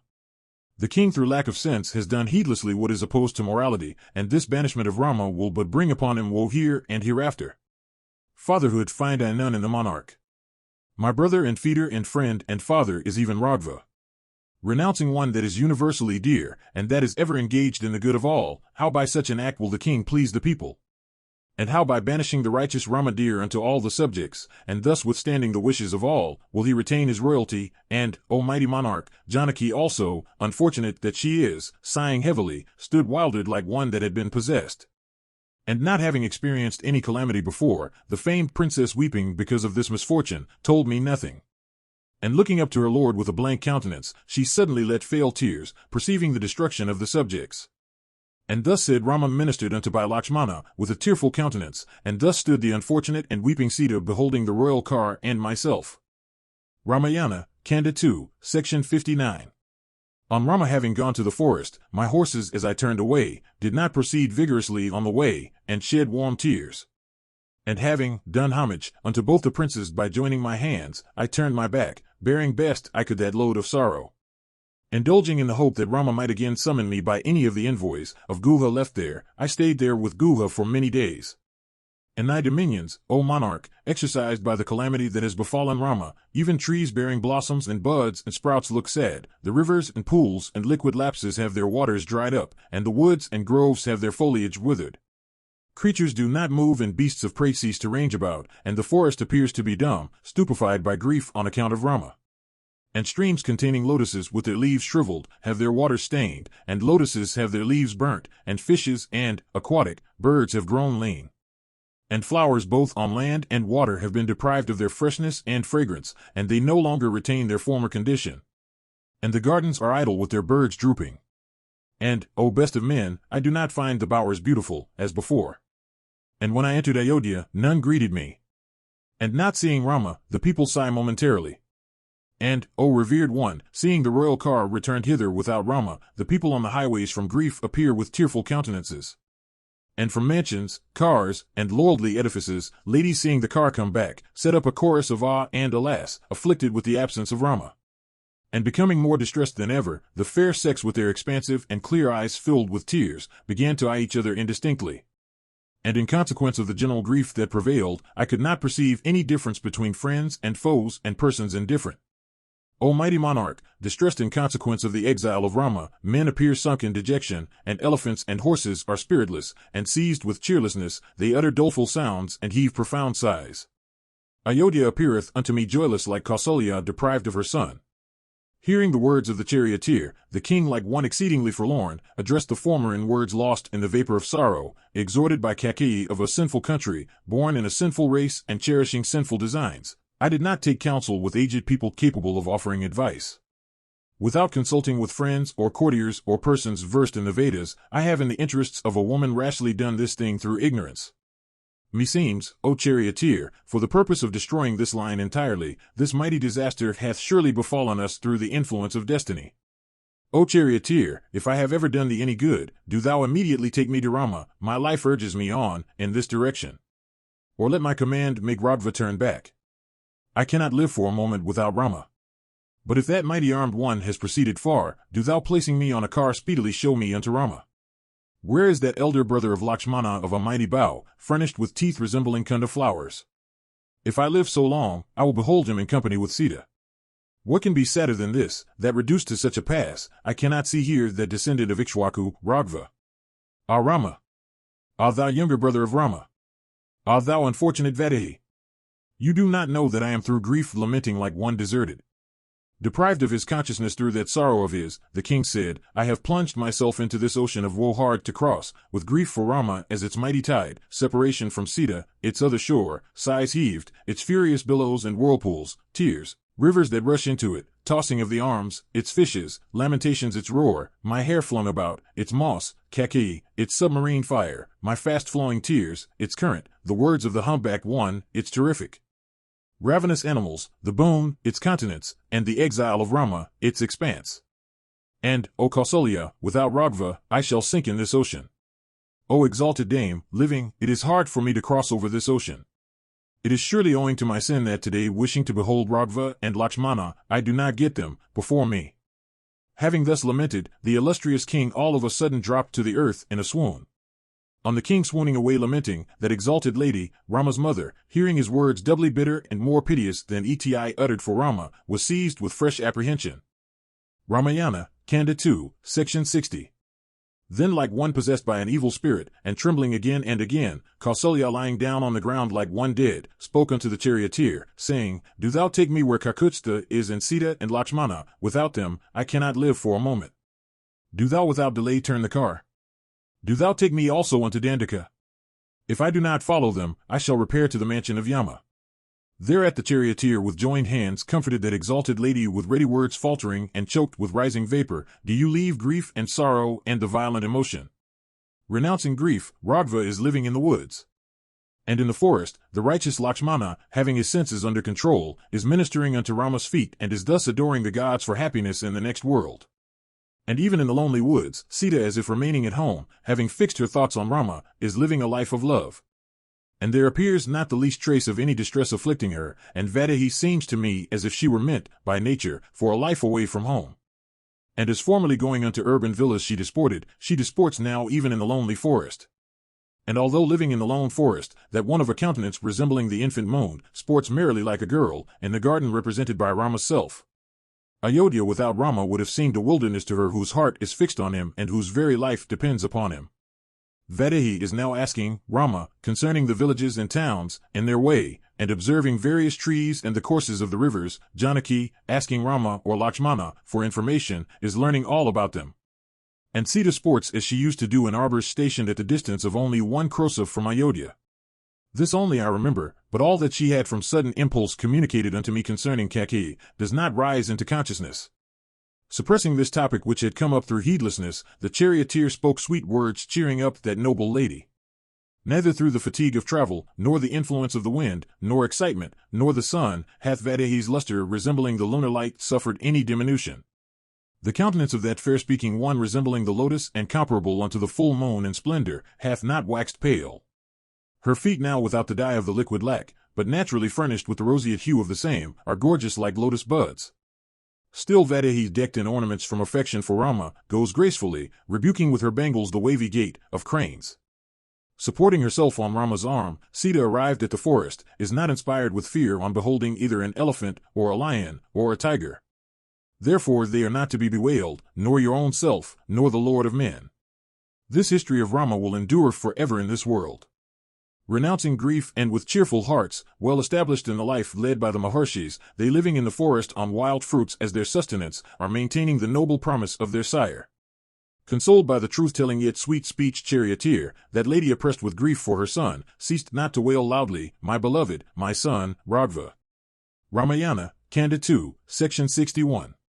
On that foremost of those capable of charming people, the righteous Rama, repairing to the forest, Kausalya crying in grief said unto her husband, "Your great fame has spread over the three worlds, and the descendant of Raghu is kind, munificent and fair-speaking. Why then have you forsaken those foremost of men along with Sita? Brought up in happiness, and now brought to misery, how can they bear it? And how can the youthful daughter of Mithila of slender make, tender, and deserving of happiness, bear heat and cold? Having formerly partaken of, excellent, rice with curries, how will Sita feed on wild rice? Having heard excellent vocal and instrumental music, how will Sita hear the frightful cries of carnivorous lions? Resembling the gonfalon of the great Indra, where sleepeth the mighty-armed and exceedingly powerful Rama, making his arm like unto a mace's pillow. When shall I behold Rama's countenance hued like the lotus, with his hair ending beautifully in curls, and his breath impregnated with the fine perfume of the lotus, and his eyes resembling lotus leaves? Surely my heart, without doubt, is made of the essence of the thunderbolt, since not beholding him, it is not cracked in 1,000 fragments. It is because of your sad act that mine own, being thwarted, although worthy of happiness, are miserably ranging the wilderness. If after the expiration of the 5 and 10 years, Raghava does return, it does not appear likely that Bharata will renounce the kingdom and the exchequer. Some on the occasions of the Shraddha, first, feast their own friends, and having done this, they mind the choice brahmanas. But those twice-born ones that are meritorious, learned, and like unto celestials, do not at the last moment regard even viands resembling ambrosia. Brahmanas of high respectability endowed with wisdom never bear being entertained after the other twice-born ones have been feasted, even as bulls never quietly bear to have their horns cut off. Why will not an elder brother and one who has sterling merits, O monarch, disregard a kingdom which hath been thus enjoyed by his younger brother? A tiger doth not like to feed on food procured by others. Even so that tiger-like personage does not regard anything that has come to be tasted by another. Clarified butter, sacrificial cakes, kusa, steaks of catechu having been used in one sacrifice cannot be used in another, even so this kingdom which hath been already enjoyed, like unto liquor deprived of its essence or a sacrifice whose soma hath been eaten, cannot be accepted by Rama. Such an ill treatment Raghava will not put up with, even as a powerful tiger cannot bear the rubbing of its tail by another. This world aided by the gods feared to encounter him in high conflict, but he restrains himself, thinking any such action on his part as unrighteous. Indeed, that righteous one brings back people to morality. Surely, that mighty armed one endowed with exceeding prowess, can with his golden shafts burn all creatures in the oceans, like the day at the dissolution of all. But such a man of men, possessed of leonine strength, and graced with the eyes of a bull, has been destroyed by his father, like a fish destroying his offspring. If you had believed in the morality prescribed in the scriptures, and which is followed by the twice-born ones, you would not have banished your son. But disregarding such morality, you have banished your virtuous son. One of the refuges of a woman is her husband, a second is her son, and a third is her relatives, and a fourth she has none. But you cease to be mine, and Rama has been sent to the woods. I do not like to go into the forest, so I am entirely undone by you.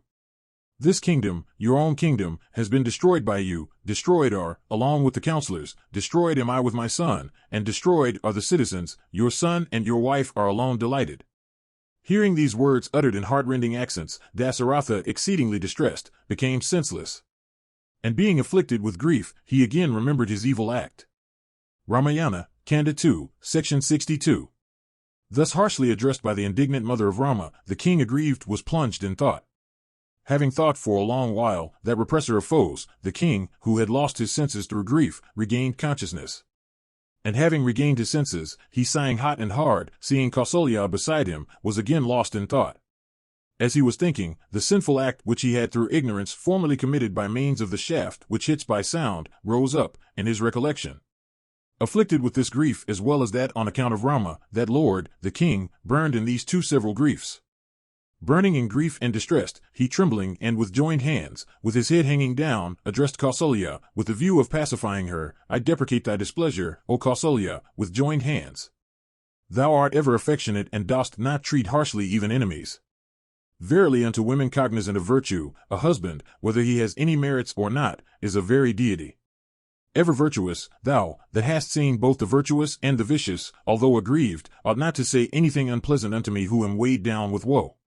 Having heard these piteous words of the distressed king, Kausalya uttered words even as a waterway lets out fresh accession of rain.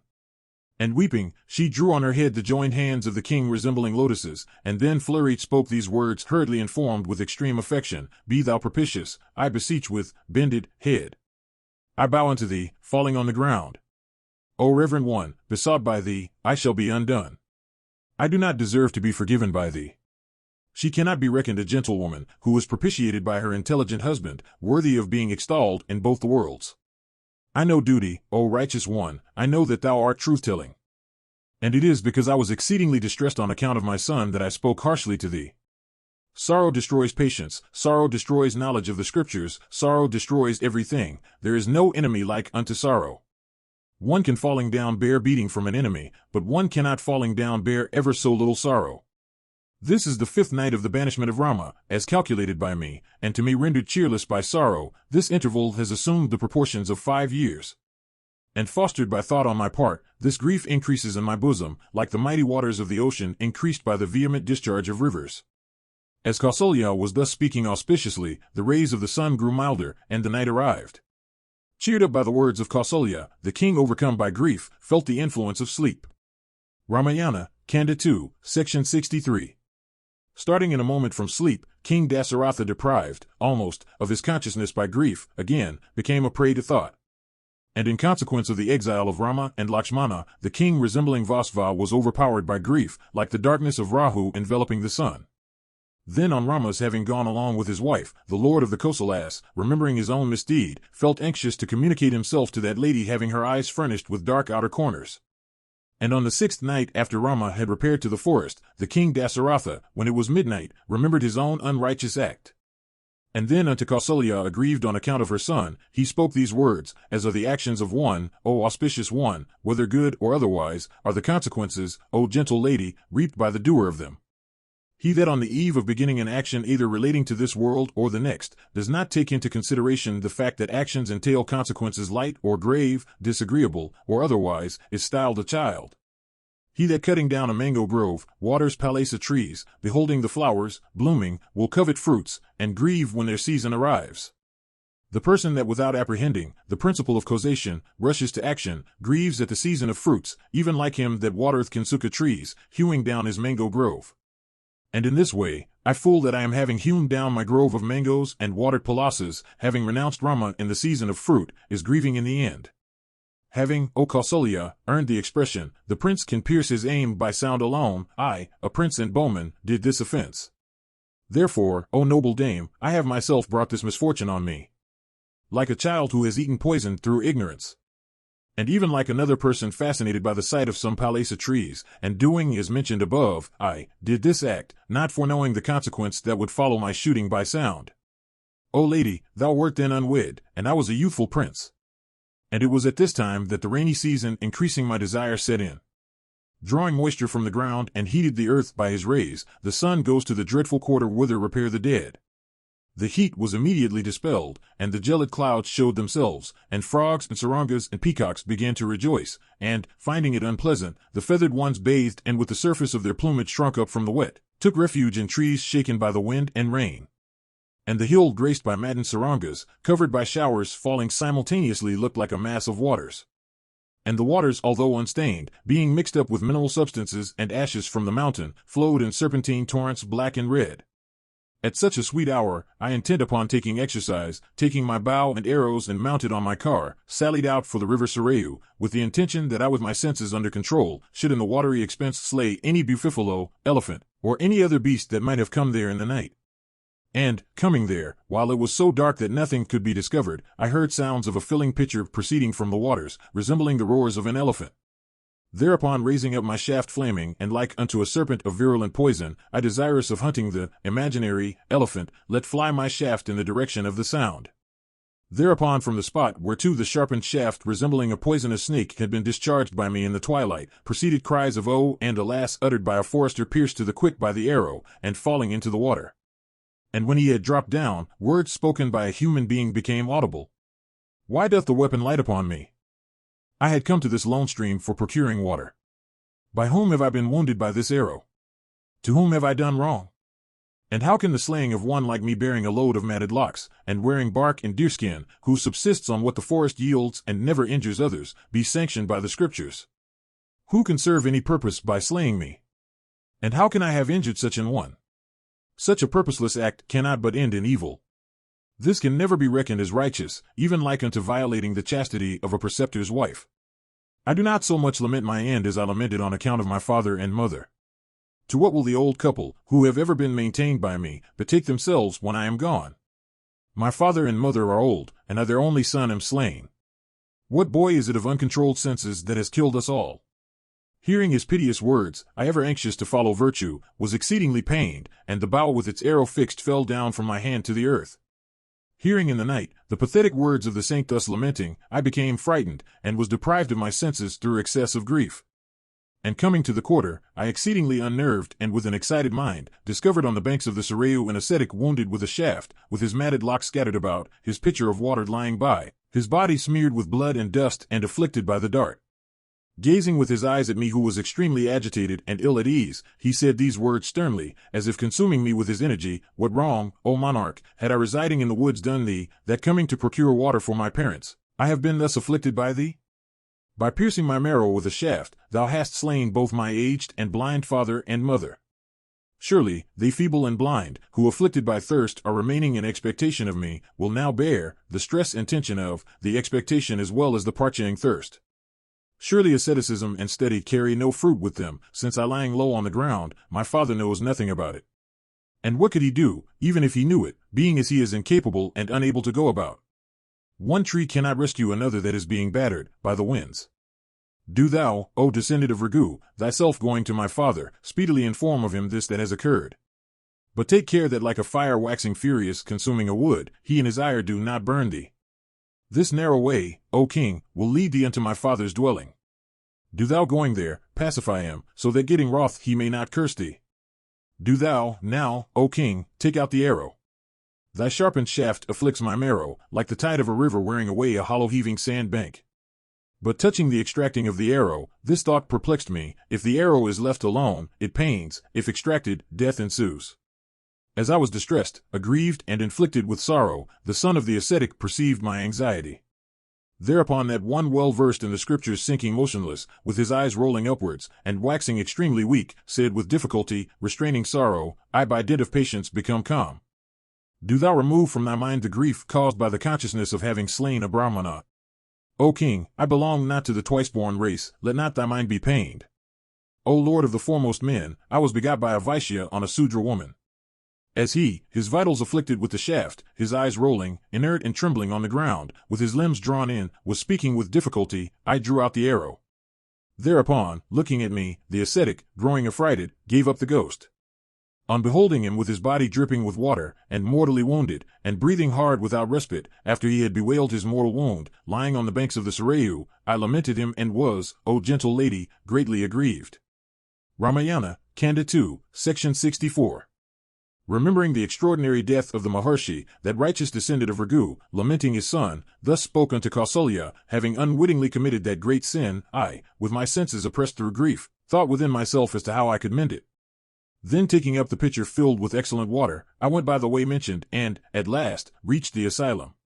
There I found his aged, infirm, forlorn parents, without a one to help them in moving about, like unto birds whose wings have been severed, keeping up a talk about their son, without experiencing any fatigue, and like helpless ones feeding on a hope which had been blasted by me.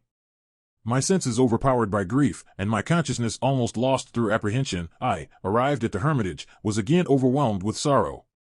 Hearing my footsteps, the ascetic said, Why, my son, delayest thou? Bring the drink at once. Thy mother, O child, was exceedingly anxious in consequence of thy sporting in the waters. Do thou speedily enter the asylum? O child, it behoveth thee not to take to heart any unkind action that, O son, may have been done unto thee of high fame either by thy mother or myself. Thou art the resource of these helpless ones, thou art the eyes of these bereft of their sight. Our lives are bound up with thee. Why dost not answer? Seeing the ascetic with a choked utterance indistinctly speaking thus with the letters not articulated clearly, I, dashed in spirits, yet concealing the real state of my mind by assuming a doughty tongue, communicated unto him the danger that had befallen him in consequence of the calamity of his son. I am a Kshatriya, Dasaratha, by name, and no son of thine, O magnanimous one. I have come by a misfortune in consequence of an act blamed by the good. O revered one, desirous of killing some beast of prey, an elephant, or some other, come to the waters, I went to the banks of the Sarayu bow in hand. Then hearing sounds from the water of a filling pitcher, I thought, this must be an elephant. I wounded it with a shaft. Next coming to the edge of the river, I saw an ascetic lying down on the ground almost deprived of life, with his heart pierced with an arrow.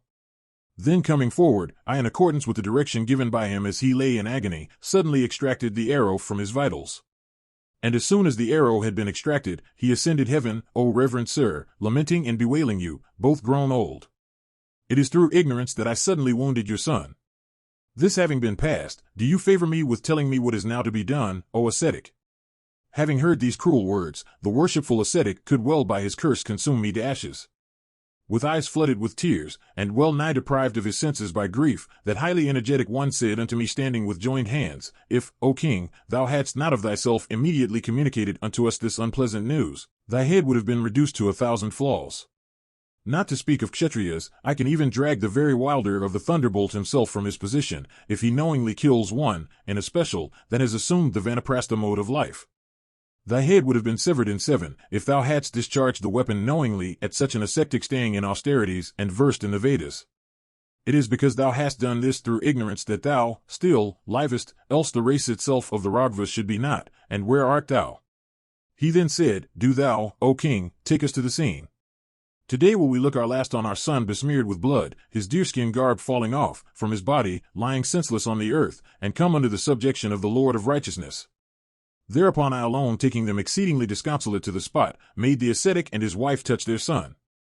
And having approached their son and touched him, those ascetics fell on his person, and then his father addressed him thus, Thou salutest me not today, nor dost thou speak to me.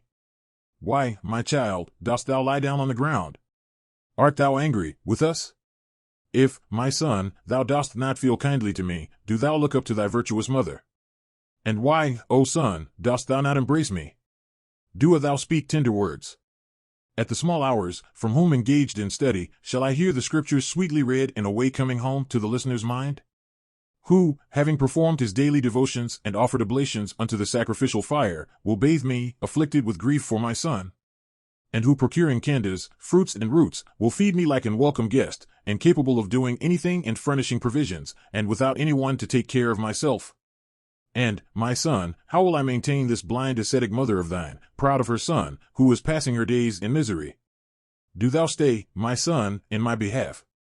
Tomorrow thou wilt go to Yama's mansion with me and thy mother. Distressed with grief and rendered miserable in the forest, both of us deprived of thee shall soon repair to the abode of Yama. Seeing Vivaswata's son, I will say unto him, Do thou, O Lord of justice, forgive me, and let this my son continue to maintain us, his parents. It behoves thee, O righteous and illustrious guardian of the worlds, to confer on me reduced to such a pass this one enduring Dakshinat capable of removing our fear. Thou, my son, art sinless, although slain by this one who has done an unrighteous act, and by the force of this truth, do thou repair to the world of warriors.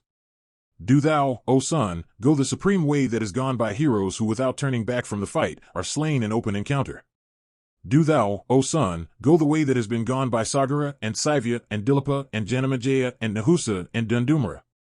Do thou, O son, go the way that is gone by all creatures. Even by ascetics engaged in the study of the Veda, by bestowers of lands, by those performing fire sacrifices, by individuals each devoted to a single wife, men giving away 1,000 kine, persons tending their preceptors, and individuals renouncing lives by fasting. He that is born in such a race cannot come by any evil case. Such a condition be his that has taken the life of thee, my friend. Having thus piteously wept, he along with his wife set about performing the watery rites on behalf of his son. Thereupon speedily assuming a celestial shape, the virtuous son of the ascetic by his own actions ascended heaven in company with Sakra. Then, returning, along with Sakra, the ascetic comforting his aged parents, addressed them, saying, I have attained a high state in consequence of having served you. Do you also without delay come unto me? Having said this, the ascetic son of restrained senses ascended heaven by means of an excellent and commodious car. Having performed the watery rites, the highly energetic ascetic along with his wife speedily said unto me, staying with joined hands, Do thou, O monarch, slay me on the instant. I do not grieve to die, thou hast by thy shaft rendered me who had an only son, absolutely sonless. Since this sorrow arising from the calamity that has befallen my son, is at present mine, through thy instrumentality, I curse thee, thou shalt even in this way find thy death from grief for thy son.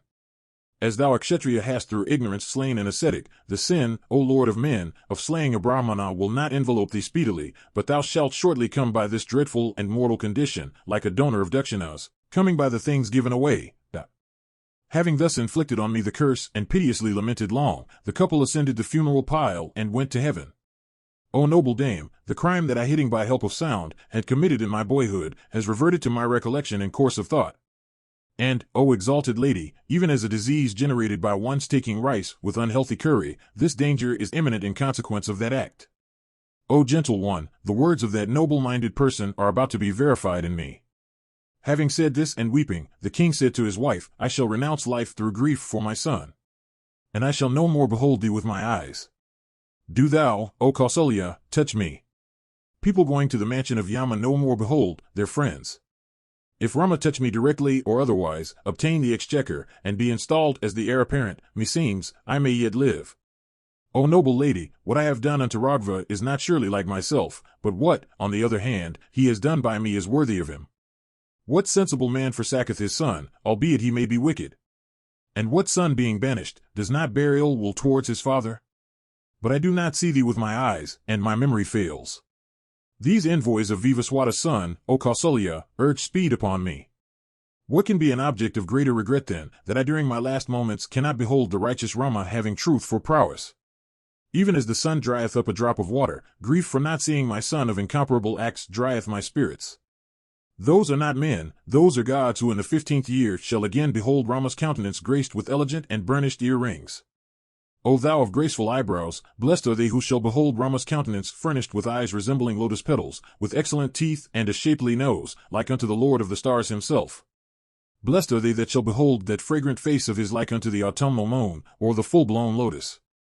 Thrice blessed they who with delighted hearts shall behold Rama return from the forest and come back to Ayodhya, like unto Sukrit crowning the zenith. O Kausalya, my heart is weighed down with grief, and I do not perceive objects of hearing, feeling, or taste. My senses are growing dim in consequence of the mental stupor, like the rays of a lamp reduced to smoke, becoming dim when the oil has been exhausted. As the violence of a river wears away its banks. My grief occasioned through my own agency is destroying me, who am helpless and insensible. O mighty armed Raghava! O thou remover of my troubles! O thou that dost delight in thy father! Thou art my stay, O my son, that hast gone away. O Kausalya, I do not see. O wretched Sumitra! O cruel one, thou enemy of mine, thou Kakeyi, who hast befouled thy line. Having thus lamented in presence of Rama's mother and Sumitra, King Dasaratha breathed his last. Thus that distressed lord of men, smitten with the exile of his beloved son, that one possessed of a gracious presence, when the night had been half spent, wrought up with the violence of his emotion, departed this life. Ramayana, Kanda 2, Section 65. When the night had gone away, on the morning of the next day, eulogists, accomplished bards, genealogists skilled in reciting, and singers versed in musical permutation, presenting themselves at the place of the sovereign, began to perform separately. And as they eulogized the monarch with benedictions loudly uttered, the palace resounded with the sounds of the eulogies. And as the bards hymned the monarch, palm players celebrating the deeds of the kings of the Raghu race, began to play with their palms. And awakened by those sounds, birds on boughs and in cages worthy of the royal race, uttered notes. And the sacred words uttered, by these, the notes of Venas, and the valedictory songs of singers filled that mansion. And as on former occasions, men practicing purity and well up in serving, with numerous women and eunuchs entered appearance. Persons acquainted with the ceremonials connected with bath, according to the ordinance and in due time, in golden vessels brought water impregnated with hari sandal powder. Pure females together with many virgins brought kine and sea, which were to be touched, Ganges water for sipping, mirrors, cloths, ornaments, and other articles. All the things that were procured, for presentation unto the monarch, were worshipped in accordance with prescription, were furnished with auspicious marks, and were of excellent virtues and possessed of auspiciousness. As long as the sun did not rise, all these people remained expecting the presence of the king, but then they were alarmed as to what had occurred. Those ladies that were beside the bed of the Lord of Kosala were consoling their husband, and engaged in tending the monarch with mild and pliant words. Those females, knowing the condition of sleep, feeling him as he lay in his bed, did not perceive any action in the ever-moving pulse. Thereupon, apprehensive for the king's life, they began to tremble like a blade of grass on a torrent. Filled with doubts at sight of the king, the ladies at last concluded that what had been apprehended by the monarch had certainly taken place. Overcome by grief for their sons, Sumitra and Kausalya were sleeping as if they were dead, and had not yet awaked. Deprived of luster, pallid, stricken by sorrow, and lying with her limbs contracted, Kausalya looked like a star enveloped in darkness. And after Kausalya, the king, and after him, Sumitra, and with her countenance faded from grief, this noble lady did not look particularly lovely. Finding these two ladies asleep and the king seeming as if sleeping, the inmates of the inner apartment showed themselves as if their lives had departed out of them. Thereupon, exceedingly distressed, those paragons of their sex, like she-elephants in the forest deprived of their leader of the herd, broke out into wailing. At the sounds of their lamentations, Bpth Kausalya and Sumitra, suddenly regaining consciousness, awoke from their sleep. And Kausalya and Sumitra, looking at the king and feeling him, fell down to the earth, exclaiming, "Our lord!" As the daughter of Kosala's lord rolled on the ground, she covered with dust did not appear in all her loveliness, like a star fallen from the sky to the earth below. And when the king had departed this life, the women saw Kausalya fallen on the earth like the slain mate of an elephant. Then all the wives of the monarch, headed by Kaikeyi, burning with grief and weeping, were well nigh rendered senseless. And the loud sounds emitted by these, mingling with those who had been lamenting before them, attained greater proportions and filled the hall. And the mansion of the king became filled with people exceedingly excited and frightened, eager to know all about the matter, became filled with lamentations, with friends afflicted with distress. Its joy instantaneously vanished, a scene of distress and dole. Knowing that the Lord of Earth had departed, his wives surrounding that illustrious one, smitten with excess of sorrow and weeping bitterly and piteously, holding the king's hands, indulged in lamentations, like forlorn ones. Ramayana, Kanda 2, Section 66. Seeing the king had ascended heaven, like unto a fire that is cooled, or an ocean deprived of its waters, or the sun shorn of his splendor, Kausalya, afflicted with woe, taking on her lap the head of the king, with tears in her eyes, said, "O Kaikeyi, attain thou thy wishes, do thou enjoy this kingdom rid of thy thorn. O cruel one, O thou of wicked ways, thou that forsaking the king had set thy heart on having thy son crowned, Rama had gone away, forsaking me, and now my lord has ascended heaven. I can too longer bear to live, like one left alone in a wilderness by her companions. What other woman except Kaikeyi, lost to righteousness, having lost her deity, her lord, wishes to carry on existence in another's kingdom? As a covetous person taking poison, through anger or some other passion, does not consider himself guilty, so Kaikeyi, having done this evil through Manthara's incitement, does not bring her guilt home to her mind. It is through the instrumentality of the humpbacked woman that this race of the Raghvas has been destroyed by Kaikeyi. Hearing that the king, being made to do an unrighteous action, has banished Rama together with his wife, King Janaka will be filled with grief as I have been. That virtuous one does not know that today I have become helpless and been widowed. Rama of eyes resembling lotus petals has living been removed from my sight. The fair daughter of Videha's king, unworthy of hardship and ascetic guise, is leading a life of trouble and terror in the woods. Hearing at night the dreadful roars of birds and beasts crying, she exceedingly frightened takes shelter with Raghva. Old, and having an only daughter, he, revolving in his mind thoughts of Videha, shall, smitten with grief, surely renounce his life. I, ever faithful to my lord, will die this very day. Embracing this body, I will enter fire. As embracing the dead body, that unfortunate lady was bewailing, the courtiers had the distressed queen removed from there. Then, placing the corpse of the king in a capacious pan with oil, the courtiers performed the mourning rites of the monarch. But well versed in everything, the counselors, in the absence of his son, did not perform the funeral obsequies of the king, and therefore they placed his body stretched in the pan of oil. Alas! At length, concluding it for certain that the king was dead, the ladies burst out into lamentations. And raising their arms, with tears trickling down their faces, they, in dire affliction and extremely exercised with grief, lamented, "O monarch, why do you forsake us, who have been already deprived of Rama, ever speaking fair and firm in promise? Renounced by Rama, how shall ye, rendered widows, stay with the wicked Kaikeyi, co-wife with us? That one of free soul is our master, as he is the lord of yourself. Rama has gone to the woods, forsaking regal dignity. Deprived of you as well as that hero, and overwhelmed with misfortune, how shall we live reprimanded by Kaikeyi? She that has renounced the king, Rama, and Lakshmana along with Sita, whom can such a one not renounce? Thus with tears in their eyes, the wives of that descendant of Raghu, joyless and convulsed with a huge passion, displayed signs of sorrow.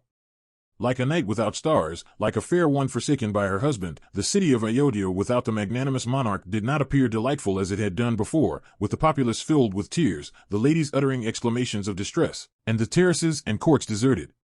On the Lord of men having ascended heaven from grief, and the wives of the king remaining on the earth, the sun, his journey done, set, and the night began her course. The idea of consuming the king's corpse in the absence of his son did not recommend itself to the assembled adherents of the departed. Thinking this, they in that way laid the king endowed with an inconceivably dignified presence. And with her terraces overflowing with tears that flooded the throats of the mourners, the city appeared like the welkin without its splendor in the absence of the sun, or the night with the stars enveloped. And on the demise of that illustrious personage, and the city men and women in multitudes, censuring Bharata's mother, became extremely distressed, and did not attain peace of mind. Ramayana, Kanda 2, Section 67. At length the weary night in Ayodhya, rendered cheerless by lamentations, and populous with men with voice choked with tears, was spent. And when the night departed and the sun had arisen, those officers of the royal household belonging to the twice-born order, Markandeya, Maudgalya, Vamadeva, Kasyapa, Katyayana, Gautama, and the highly famous Javali, assembled together along with the counselors, spoke each on different topics. Then facing the royal priest, the eminent Vasista, they said, that night that had appeared like unto 100 years has at last been painfully passed. The king, racked by sorrow for his son, has breathed his last, the mighty monarch has ascended heaven, Rama has taken refuge in the woods, the energetic Lakshmana has gone with Rama, and both Bharata and Satrughna, repressors of foes, are staying in Kakaya and pleasant Rajagriha, the abode of their maternal grandfather.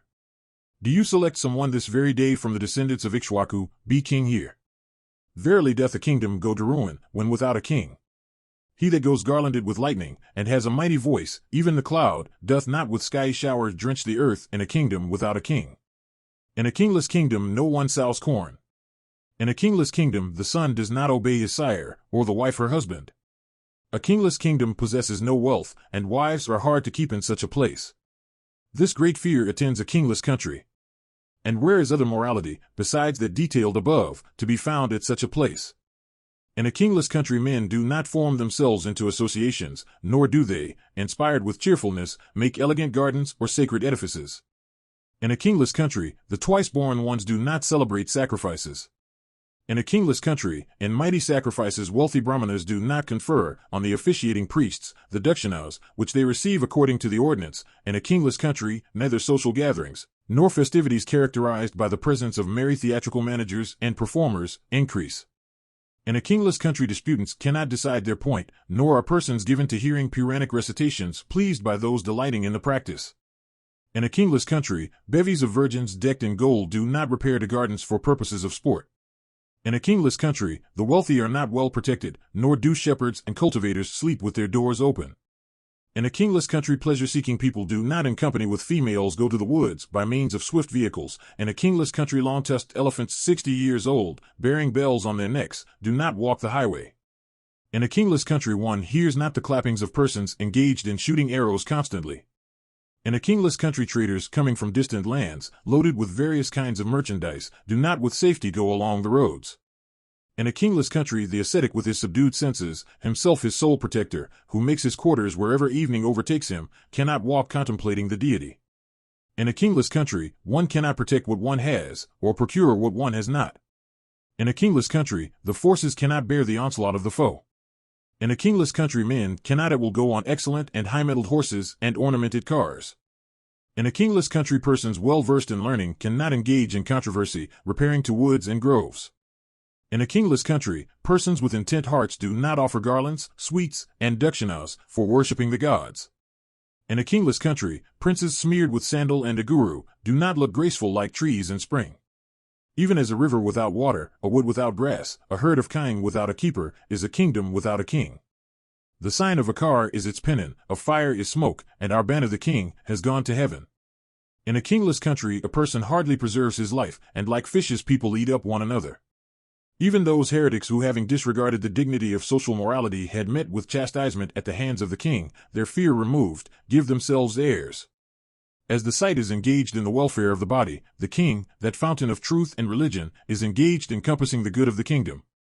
The king is truth, the king is morality, the king is the racial dignity of those possessed of the same, the king is the father, the king is the mother, the king compasseth the welfare of men. By virtue of magnanimity of character, a king surpasses Yama and vice Ravana and Sakra and Varuna endowed with mighty strength. If there were not a king in this world to adjudge fair and foul, darkness would overspread the face of the earth, and people could not distinguish anything whatever. As the ocean keepeth within its continent, we even while the monarch lived, did not disregard your words. Do you, O best of Brahmanas, beholding our acts rendered nugatory, and this empire become a wilderness for want of a king, install that descended of Ikshwaku or any other as king of this realm? And I saw the king seated on a sable seat of iron, clad in a sable garb, and women black and yellow beating him. And bearing a garland of red flowers, with his body daubed with red sandal, he was fast proceeding to the south in a cart yoked with asses. And women clad in red garment were laughing at him, and a grim-visaged Rakshasa was seen by me as dragging him. This was the dream that I saw this terrible night. Either I, or Rama, or the king, or Lakshmana is to breathe our last. The smoke of the funeral pyre of him will be shortly visible that goes in a cart yoked with asses. It is for this reason that I am poor of spirit, and that I do not respond to your words. Further, my throat is parched, and my mind ill at ease. Ground of fear find I none, yet am I subject to fear. My voice is untuned, and my grace fled, and I begin to despise my life, nor know I the reason why. Bringing to mind this various-looking dream which I had not thought of before, and remembering the king of incomprehensible presence, this fear goeth not from my heart. Ramayana, Kanda 2, Section 70. Bharata was speaking thus when the envoys, with their vehicles fatigued, entered the splendid royal residence surrounded by a strong rampart. Presenting themselves before the king, they, well received by him as well as the prince, bowed down unto the feet of the monarch. Then they addressed Bharata, saying, The priest and the counselors have inquired after your welfare. Do you set out speedily? A business is on hand that brooketh no delay on your part. And, O you of expansive eyes, do you take these costly raiments and ornaments, and present them unto your maternal uncle and grandfather? 20 kodis are intended for the king and complete 10 for your maternal uncle, O son of the monarch. Taking all these, Bharata attached to his relatives, made the articles over unto them, and receiving the envoys with goodly gifts, spoke unto them, Is my father, King Dasaratha, well? And is it well with Rama and the high-souled Lakshmana? And is the mother of the intelligent Rama, the revered Kausalya, conversant with virtue and ever practicing it, well? Is the virtuous Sumitra, mother of Lakshmana and of the heroic Satrughna, well? And that wrathful one ever intent on her interest and setting immense store by her wisdom, my mother Kaikeyi, is it also well with her? Thus addressed by the magnanimous Bharata, the envoy spoke unto him these humble and brief words, Those of whose welfare you are inquiring after, are, O foremost of men, all well. Shri seated on the lotus asked for you. Let your car be yoked. Thus addressed, Bharata said unto the envoys, Let me tell the king that the envoys are urging speed on me. Having said this, that son of the king, Bharata, communicated unto his maternal grandfather what the envoys had told him. Asked by the envoys, I shall, O monarch, go to my father. I shall come again whenever you will remember me. Thus accosted by Bharata, his maternal grandfather, the king, smelling Bharata's head, spoke these auspicious words unto that descendant of Raghu, Go, my child, I permit thee. Kaikeyi is mother of a worthy son through thee. Do thou, O subduer of foes, communicate our welfare unto both thy father and thy mother. Do thou likewise communicate the same unto the priest and the other principal Brahmanas, as also, my child, unto those mighty bowmen, the brothers Rama and Lakshmana. Then honoring Bharata, King Kakayev conferred on Bharata wealth consisting of choice elephants maintained at the palace, and woolen sheets and deerskins. And the king presented him with dogs brought up in the inner apartment, resembling tigers in strength and prowess, furnished with teeth representing weapons, and large of body. And honoring the son of Kaikeyi, Kakaya gave him 2,000 nishkas and 600 horses. And for following Bharata, Aswapati without delay assigned a number of goodly, trustworthy, and qualified courtiers. And Bharata's maternal uncle conferred on Bharata wealth in the shape of graceful elephants sprung in the Aravat mountain and the country called Indrasira, as well as fleet and well-broken horses. But owing to the hurry of his departure, Bharata the son of Kaikeyi did not appear to be so very much gratified with the gifts. Owing to his having seen the dream and the post-haste speed of the envoys, a mighty anxiety was present in his heart. Then issuing from his abode, that one possessed of exceeding grace passed the goodly thoroughfare thronged with men, horses, and elephants. Having left it behind, Bharata saw, before him, the inner apartment of the king, and thereupon the handsome Bharata entered it without let. Then after speaking with his maternal grandfather and uncle, Ayodhya, Bharata ascending a car, set out with Satrufna. Thereat servants by means of 100 cars, furnished with circular wheels, and yoked with camels, oxen, horses, and asses, followed Bharata. Protected by the forces and the courtiers of his material grandfather dear unto him like his own self, the magnanimous Bharata, who had his foes removed, taking with him his brother, Satrufna, departed from the abode of the king, like a Sita issuing from the regions of Indra. Ramayana, Kanda 2, Section 71. Issuing from the palace, the blazing Bharata endowed with prowess went in an easterly direction, and seeing before him the river called Sudama, crossed it.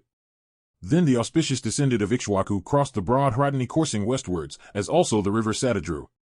Then crossing a river at Eladana, and coming to Apraparvata, he crossed the Sila and the Akravati, and arrived at Agneya and Saliakarshanam. And having purified himself and seen Salava, that one of truthful purposes, passed the Mahasalas, and entered the forest of Chaitraratha. Then coming upon the confluence of the Ganga and the Sarasvati, Bharata entered the forest of Varundaliangto, the north of Viramatsya. Next crossing the rapid river Kalinga and the Hradani surrounded by hills, as well as the Yamuna, he ordered the forces to halt. Then cooling the limbs of the fatigued horses, with water, and refreshing them, Bharata himself bathed there and drank of the water, and then resumed the march, furnished with the water. Then the gentle prince, by means of an excellent car, like unto the wind god himself, entered the mighty forest inhabited by various races of men. Seeing that the mighty river Ganga was hard to cross at Ankadana, Bharata speedily went to the famous city of Pragvata. And having crossed the Ganga at Pragvata, he went over to the Kutikashtaka. Having with his forces crossed that river, he proceeded to Dharmavardhana. Then proceeding by i.e. south of Torana, he came to Jamvaprastha. Then Dasaratha's son went to the beautiful village of Varutha. Having for a while stayed at that romantic wood, he proceeded eastwards, and presented himself at the villa of Ujjayana, where abound trees, called Priyaka. Coming to the Priyakas, Bharata speedily yoking the horses, set out without delay, issuing his orders to the forces. Then sojourning at Sarvatirtha and crossing the river there flowing northwards as well as others abounding in various kinds of mountainous horses, Bharata arrived at Hastaprishtaka. And at Lohitya that foremost of men crossed the Kapavati, at Ekasala, the Stanamati, and at Vinaya, the Gomathi. And Bharata arriving at a forest of sala trees in the city of Kalinga, speedily passed it with his forces wayworn. And having passed the forest swiftly overnight, he at sunrise saw Ayodhya built by King Manu. Having spent 7 nights on the journey, that chief of men beheld Ayodhya before him and thus addressed the charioteer, O charioteer, from the distance Ayodhya seemeth like a mass of black earth, albeit she boasts of sacrificial priests crowned with every virtue, Brahmanas versed in the Vedas and opulent people, and albeit she is maintained by Rajarshis.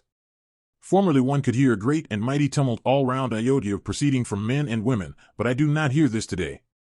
The gardens wherefrom persons having sported in the evening used to rush out, at daybreak, wear a different aspect now. Forsaken by the pleasure-seekers, the gardens appear to weep. And, O charioteer, the city appears to me like a wilderness. And I do not as formerly behold the flower of the city leaving or entering her on cars, or elephants, or horses. Gardens which, frequented by people inebriated with the honey of love, met together for purposes of sport, look charmingly blooming, I find as utterly void of cheerfulness, with the trees as if lamenting with tremulous leaves. Still do I not hear the inarticulate though sweet and delicious voice of beasts and birds crying in chorus. Why, as before, doth not the blameless and bland wind blow mixed with the perfume of sandal and faint with dupa? And why, again, have the sounds of venas and mridangas developed by beating sticks, which continually flew in a never-ceasing vigorous course, ceased today? And I witness various evil, unsightly, and unpleasant omens, and hence my mind is depressed. O charioteer, complete good fortune with my friends is hardly to be realized.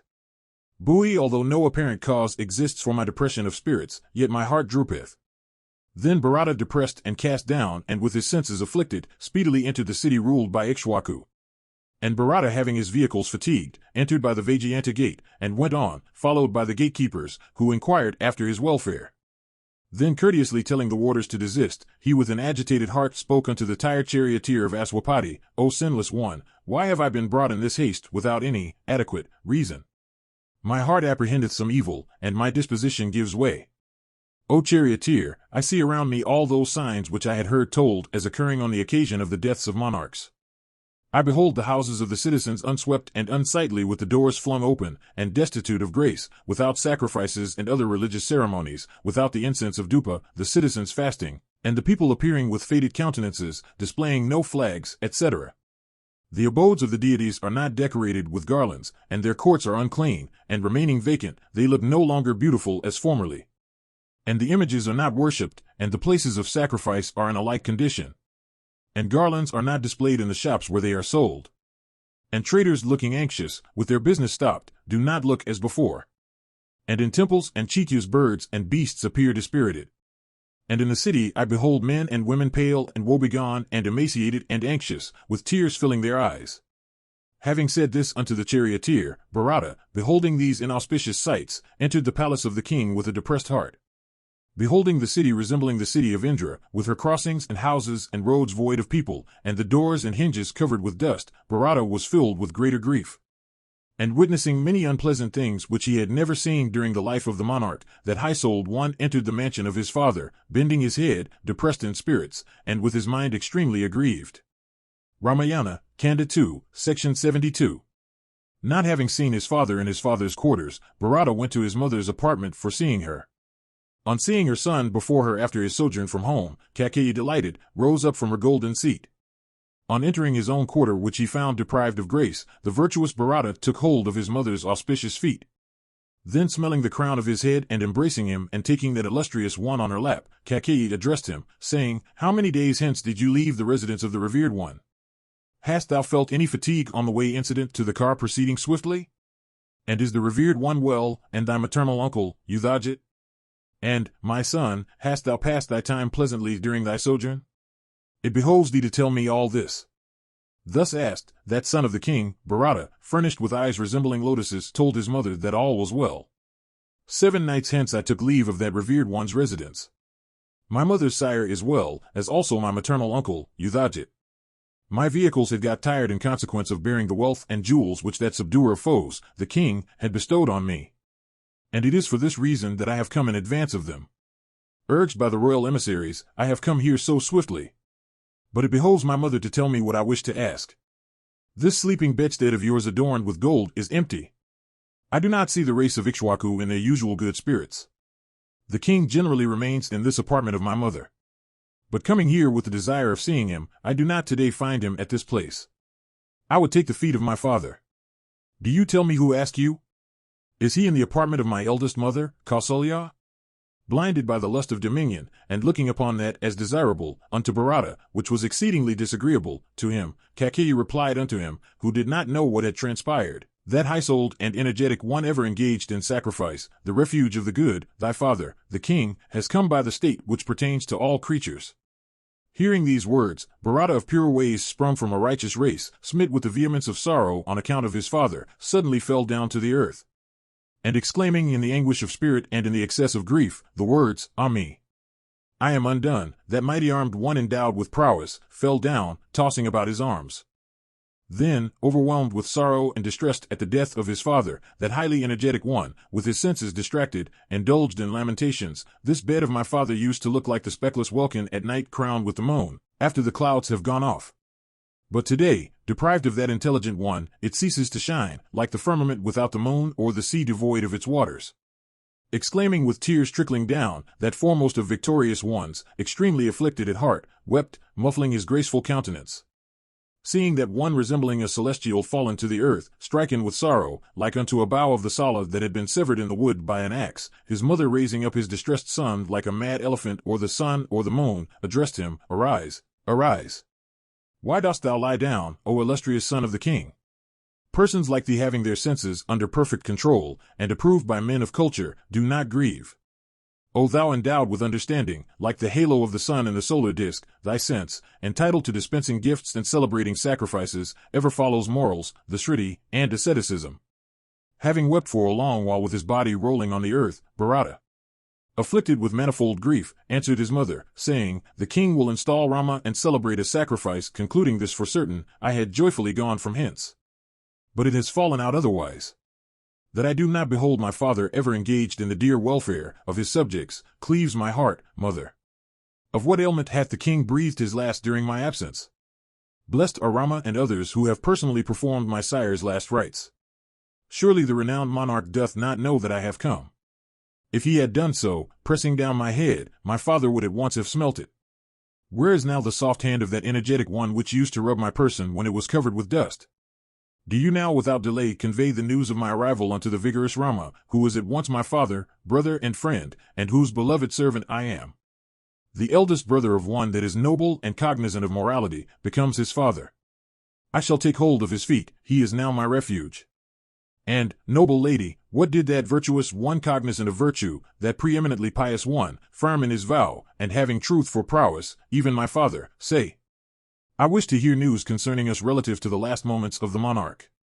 Thus asked, Kaikeyi related all as it had happened, saying, bewailing Rama. Sita. Lakshmana, that magnanimous one, the foremost of those that have attained to excellent state, after death, has gone to the next world, coming under the law of time. Thy father, like a mighty elephant fast bound with a cord, said unto me these words during his last moments, blessed are they that shall see Rama and the mighty armed Lakshmana returned along with Sita. Hearing this, Bharata, apprehending a second misfortune, was deeply moved, and with a sad countenance, he again asked his mother, where hath gone that righteous soul one, the enhancer of Kausalya's joy, along with Lakshmana and Sita? Thus questioned, his mother at the same time duly said in words, which although highly unwelcome, she took as agreeable to Bharata, O son, that son of the king wearing bark has repaired to the forest of Dandaka, along with Vaidehi, and followed by Lakshmana. Hearing this, Bharata, apprehending some moral lapse on the part of his brother from the dignity of his race, asked in agitation, has Rama deprived any Brahmana of his wealth? Or has he wronged any innocent person, whether rich or poor? Has the fancy of the prince gone after the wife of another? For what reason hath brother Rama been banished? Thereat his volatile mother, influenced by her feminine nature, related faithfully unto him her own doings. Thus asked by the magnanimous Bharata, Kaikeyi, vainly turning herself on her wisdom, joyfully said, Rama has deprived no Brahmana of his property, nor hath any innocent person rich or otherwise been wronged by him, nor doth he ever with his eyes look at the wife of another. O son, as soon as I heard of Rama's coming installation, I asked for the kingdom to be conferred on thee, and Rama to be banished. Thereupon, he, staying by his promise, did accordingly. Rama hath been banished along with Sumitra's son and Sita. Not seeing his beloved son, the illustrious lord of earth, stricken by grief on his account, has breathed his last. Do thou now, O thou cognizant of duty, take charge of the kingdom. I have done all this in thy interests. Do not give way to sorrow. O son, assume patience. This city is subject to thee, as well as this peaceful kingdom. Having with the help of the principal Brahmanas headed by Vasishtha, duly performed the funeral obsequies of the king, do thou, without suffering thy energy to depart, install thyself in the kingdom. Ramayana, Kanda 2, Section 73. Hearing of his father's death and the exile of his brothers, Bharata, burning in grief, said these words, deprived of my father as well as my brother like unto a father, what shall I bewailing them and undone by thee do with the kingdom? Thou, like one throwing alkali on a sore, hast, by bringing about the death of the king and making Rama an ascetic, heaped grief on grief. Thou hast come like the fatal night for the destruction of this race. Not understanding it, my father embraced live coal. O thou that hast thy gaze fixed on sin, it is through thee that my sovereign has come by death, and that, O stainer of the line, this race has by thy infatuation been deprived of its happiness. Having got thee, my illustrious sire intent upon truth, King Dasaratha, afflicted by extreme sorrow, has departed this life. Why hath the king, my father, ever-loving virtue, been deprived of life? Why hath Rama been banished, and wherefore hath he gone to the woods? Afflicted with grief for their son, even if Kausalya and Sumitra live, it will be hard for them to do so in the presence of thee, my mother. Surely the noble and virtuous Rama, well knowing his duties towards his superiors, regards thee as highly as he doth his own mother. In the same way, my eldest mother, the far-sighted Kausalya, doing her duties by thee, bears herself like a sister. Why, O sinful one, having sent to the woods her magnanimous son, clad in bark, dost thou not grieve? Having exiled the famous and heroic Rama, seeing no sin, clad in bark, what benefit dost thou perceive as thine? I deem that thou didst not know how very highly I regarded Raghava, and therefore it is that thou hast brought this mighty calamity. Not seeing those chiefs of men, Rama and Lakshmana, by virtue of whose energy can I venture to rule the kingdom? The monarch was ever protected by that powerful one possessed of mighty energy, as Meru is protected by its forest. Like a calf burdened with a load capable of being borne by a mighty ox, by what energy shall I bear this burthen which was borne by an exceedingly strong person? And even if this strength be mine through yoga or vigor of intellect, I will not crown with success the hopes of thee, proud of thy son. Nor, had Rama not always regarded thee as his mother, would I hesitate to renounce thee, whose heart hath been set on sin. O thou that viewest unrighteousness, O thou who hast fallen off from the way of the good, how could such thoughts unworthy of our line arise in thy mind? In this race, the eldest brother of all is installed in the kingdom, the other brothers remain under him. O fell one, thou dost not, I think, know the morality of kings, or the consequence that attends its faithful observance.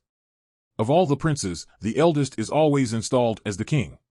Even this is the accepted principle of all sovereigns, especially the descendants of Ixwaku. But today the pride of character of those whose virtue was their sole concern, and who shone in the character of their line, has been humbled through thy instrumentality. And how, O highly exalted lady, O thou that wast born in a royal race, could such reprehensible fatuity take possession of thy senses?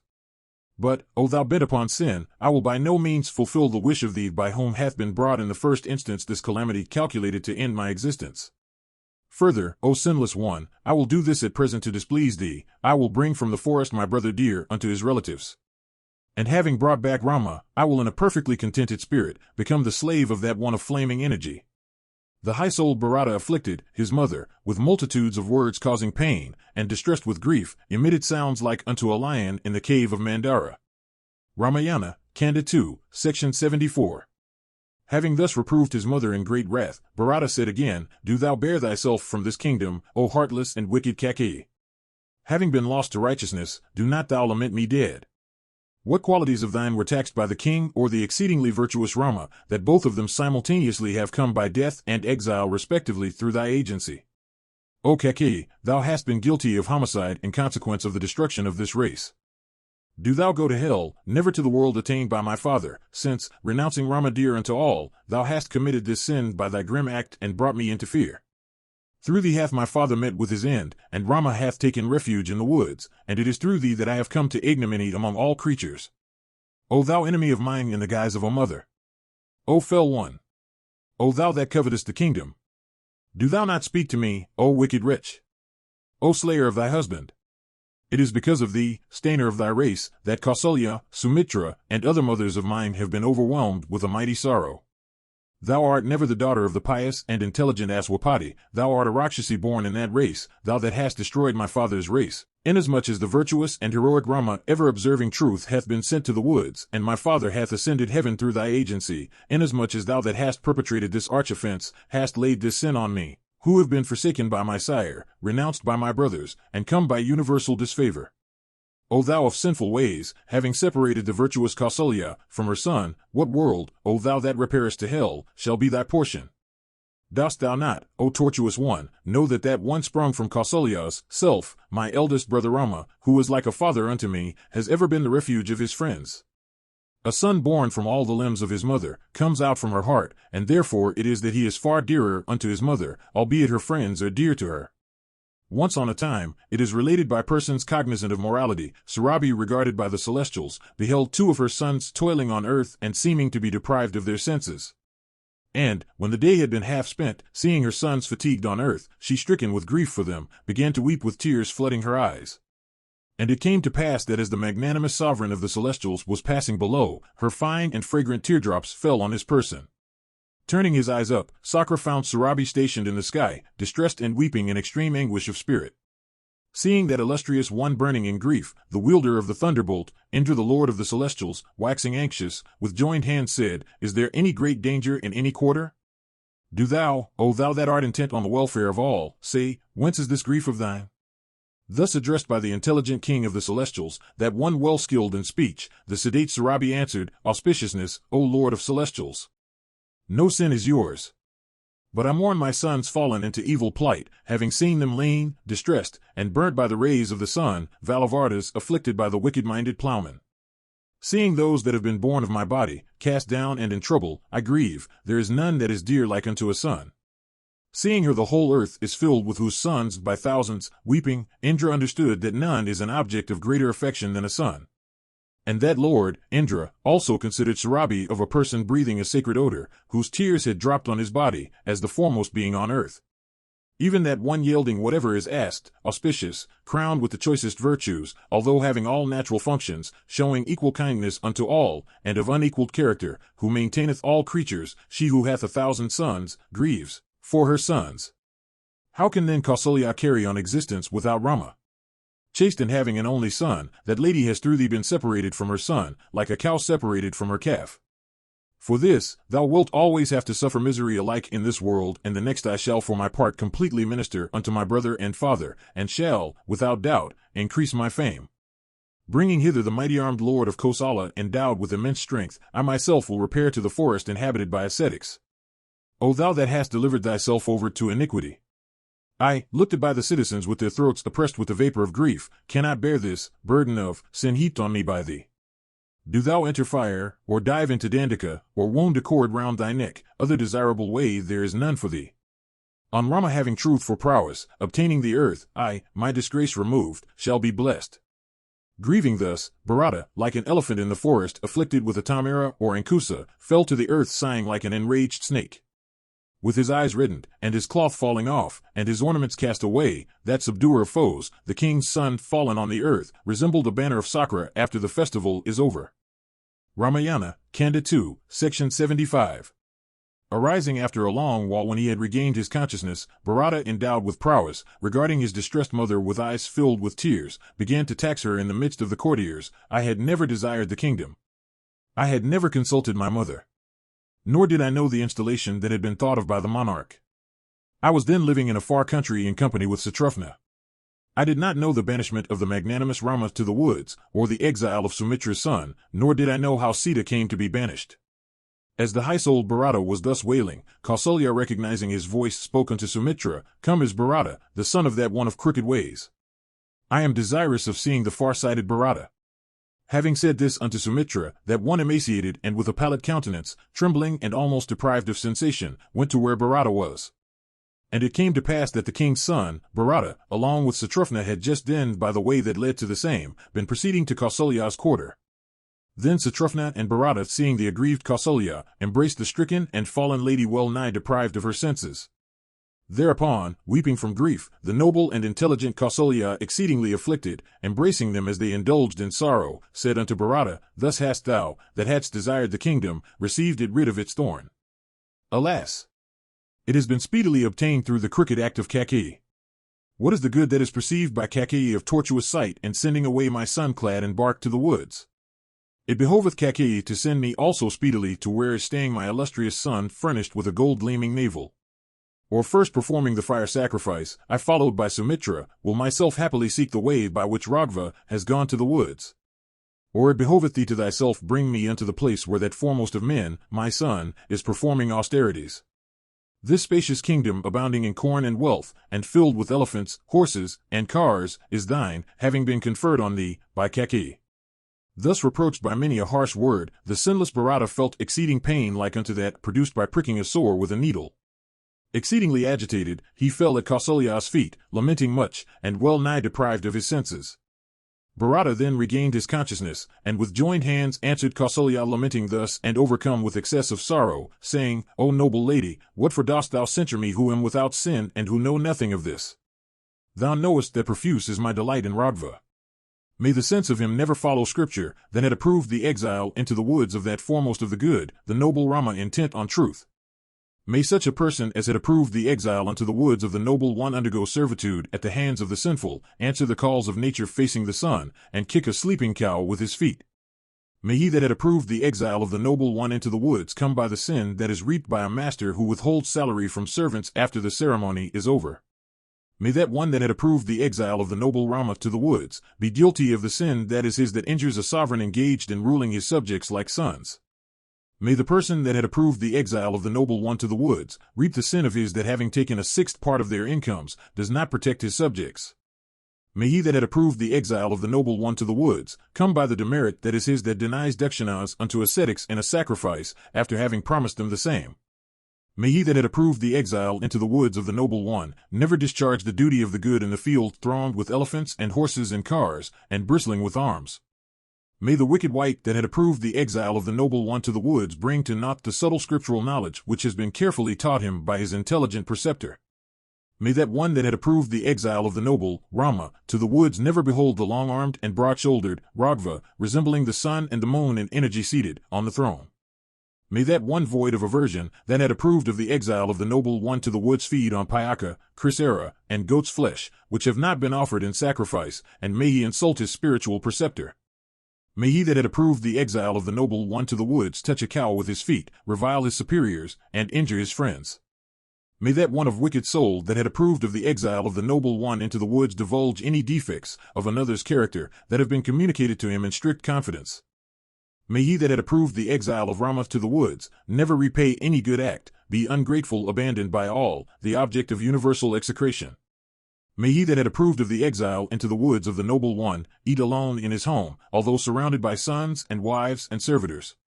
May he that had approved of the exile of the noble one die without obtaining wives worthy of him, without sons, without any good works performed. May he that had approved the exile of the noble one into the woods never see his own offspring, and not attaining ripe age, may he mourn his wives. And may he come by the sin that is reaped by slaying a king, a woman, a boy, or an old man, or by renouncing those who have claims on his maintenance. May he that had approved the exile of the noble one into the woods always feed his family with lac, honey, meat, iron, and poison. May that one that had approved the exile of the noble one into the woods, while flying from the engagement while it is waxing furious with the foe, come to be killed. May he that had approved of the exile of the noble one into the woods, clad in tatters with a skull in hand, like a madman range the earth abbegging. May he that had approved the exile of the noble one into the woods be always addicted to wine, to women, and to dice, and may he be swayed by lust, anger, and sea. May he that had approved of the exile of that noble one into the woods never relish virtue, and go after unrighteousness. And may he shower his wealth on the unworthy. May he that had approved the exile of the noble one into the woods have his various accumulated riches by thousands carried off by robbers. May he that had approved of the exile into the woods of that noble one come by the demerit that is his who sleepeth during both the twilights. May he reap the sin that is reaped by an incendiary, or him that leeth with his preceptor's wife, or him that wrongs his friend. May he that had approved the exile of that noble one into the woods never serve the gods or the manes of the ancestors, or his father and mother. May he that had approved the exile of that noble one into the woods be speedily shot out from the world of the good, from their fame, and from their acts. May he that had approved the exile of that long-armed and broad-breasted one, renouncing the ministration of his mother, turn his thoughts to evil. May he that had approved the exile of the noble one, becoming impoverished yet having to support a large family, and suffering from fever, be always miserable. May he that had approved the exile of that noble one render fruitless the hopes of poor people cherishing them and looking up, wistfully. May he that had approved the exile into the woods of the noble one remaining, always, wicked, cruel, and impure, leading an unrighteous life and being in continual fear of his sovereign, maintain himself by deceit forever and a day. May that wicked person that had approved the exile into the woods of the noble one disregard his chaste wife remaining near, after she has performed her ablutions at the end of her season. May his that had approved the banishment into the woods of that noble one be the sin that is incurred by a Brahmana that has rendered himself sunless. May that one of befouled senses that had approved of the exile into the woods of that noble one disturb the worship of Brahmana and milch a cow that has a calf. May that foolish person that had approved the exile of that noble one forsaking all pleasure and virtue, seek others' wives, renouncing his own wedded with sacred rites. May he that had approved the exile into the woods of that noble one come by the sin that attaches to a wine bebear or one that administers poison to another. May he that had approved of the exile into the woods of the noble one bear the sin that is his that serves a thirsty soul with deceit. May he that had approved the exile into the woods of that noble one reap the demerit of them that from devotion to their respective faiths wrangle from their own points of view, as well as that of them that listen to the disputation. Having thus consoled Kausalya bereft of her son and husband, the prince afflicted with distress fell down. Then Kausalya addressed the aggrieved Bharata, well nigh deprived of his senses, swearing strong oaths, saying, O son, it grieves me more that thou art afflicting my heart by taking oaths. Lucky it is that graced with auspicious marks, thou swervest not from virtue. My child, for this reason thou wilt attain the regions of pious persons. Saying this, Kausalya, overpowered with emotion, drawing into her lap Bharata attached to his brother, and embracing the mighty armed one, gave way to grief. And bewailing thus, the mind of the high-souled, Bharata, wrought with sorrow, was overcome with the burden of grief. And fallen on the ground, lamenting, senseless, with his intellect overpowered, and momentarily heaving sighs, Bharata passed away night in grief. Ramayana, Kanda 2, Section 76. As Bharata, the son of Kakeyi, was thus burning in grief, that foremost of those skilled in speech, the saint Vasishtha, endowed with excellence of language, said, "Do not weep, good betide thee, O illustrious prince. Do thou perform the funereal rites of the departed king." Hearing Vasishtha's words, Bharata, cognizant of duty, bowed down to the ground and dispatched the ministers for performing the last rites. And raising from under the well the body of the king with a sallow countenance, and appearing to be asleep, Bharata placed it on the ground upon a couch in front adorned with various gems. Then, overwhelmed with grief, Dasaratha's son bewailed him thus, "O king, what was it that thou hadst intended to do, I absent and away from home, by banishing righteous Rama and the powerful Lakshmana? Whither wendest thou, O mighty monarch, forsaking these aggrieved people, who have already been deprived of the lion like Rama energetic in action? O father, thou having ascended heaven and Rama having taken refuge in the woods, who now in this city of thine shall protect what the people possess and secure unto them what they have not. Widowed in consequence of losing thee, this earth does not look graceful. The city appeareth unto me like the night deprived of the moon." As Bharata was lamenting thus in dejected mood, the mighty ascetic Vasishtha again addressed him, saying, "O mighty armed one, do thou without indulging in any reflections, perform those funeral ceremonies of the monarch which ought to be performed." Thereupon, honoring his words by saying, "So be it," he urged speed upon all the Ridwigas, priests, and acharyas. And then those that had brought the king's corpse outside from the fire chamber, instructed by the Ridwigas and priests according to the ordinance, began to offer oblations into the fire. Next, placing the king deprived of life on a car, the servants with their throats oppressed with vapor and with their minds weighed down with dejection carried him. And scattering gold and silver and various kinds of cloth on the way, people went in front of the king. Others procuring sandal, aguru, and other resinous incenses, sarala, padmaka, and devaduru, cast it on the earth. And drawing near the king there, Ridwigas laid various other fragrant substances on the funeral pile. Then, offering oblations into the fire, the Ridwigas began to recite japa, and as laid down in the scriptures, Sama singers chanted samas. And by means of litters and other conveyances, each mounted according to her rank, the wives of the king went out from the city, surrounded by aged men. And Ritwijas went round the corpse of the king, who performed many sacrifices, leaving it on the left side. And kindling with grief, the females, also headed by Kausalya, circumambulated the pyre. And then there was heard the wail of women distressed with grief, weeping piteously by thousands like unto crouchies. Weeping again and again with their sense lost, the wives of the king alighted from the car on the banks of the Sarayu. Having performed the watery rites, the wives of the monarch as well as the counselors and priests, in company with Bharata, entering the city with tears in their eyes, spent 10 days in mourning, lying down on the ground. Ramayana, Kanda 2, Section 77. When the 10 days had gone by, the king's son, his uncleanness, consequent on the demise of his father, removed, performed the Shraddha on the 12th day. On the occasion of the ceremonies for the welfare of the departed spirit, the son of the king conferred on Brahmanas wealth and gems, and rice in abundance, and herds of goats, and silver in profusion, and countless kine, and maidservants and manservants, and vehicles and spacious mansions. And on the 13th day, the long-armed Bharata, overwhelmed with grief, burst into lamentation. And coming to the foot of the funeral pyre for gathering the bones of the departed, he, overcome with grief, with his throat obstructed with the sounds of lamentation, said, "My father, on brother Rama, to whom I had been consigned by thee, having gone to the forest, I have been cast by thee into vacancy. My father, forsaking forlorn mother Kausalya, whose stay her son, had gone to the forest, where hast thou gone, O king?" And seeing the spot where lay the bones of his father mixed with ashes and embers, Bharata, looking at the place where occurred the dissolution of his father's frame, carried away by emotion, indulged in sorrow. And seeing this, he, exceedingly distressed, crying, fell down to the ground. And raised up, by others, he looked like an uplifted banner of Sakra bound to an engine. And his counselors rushed towards that one of pure vows, like the saints making towards Jedi as he was falling on the extinction of his merit. Seeing Bharata plunged in grief, Satrufna, remembering the king, fell down to the ground deprived of consciousness. And devoid of sense, and like a madman, he in grief of heart began to lament, remembering all the virtues of his father again and again. This terrible sea of grief, owing its origin to Manthara, containing its ferocious aquatic animal in the shape of Kakeyi, and incapable of being disturbed in consequence of the bestowal of the boon, drowns us. O father, where hast thou gone, leaving the tender and youthful Bharata fondled by thee, to lament thy loss? Thou didst use to confer on us eatables and drinkables and attires and ornaments. Who will now do so?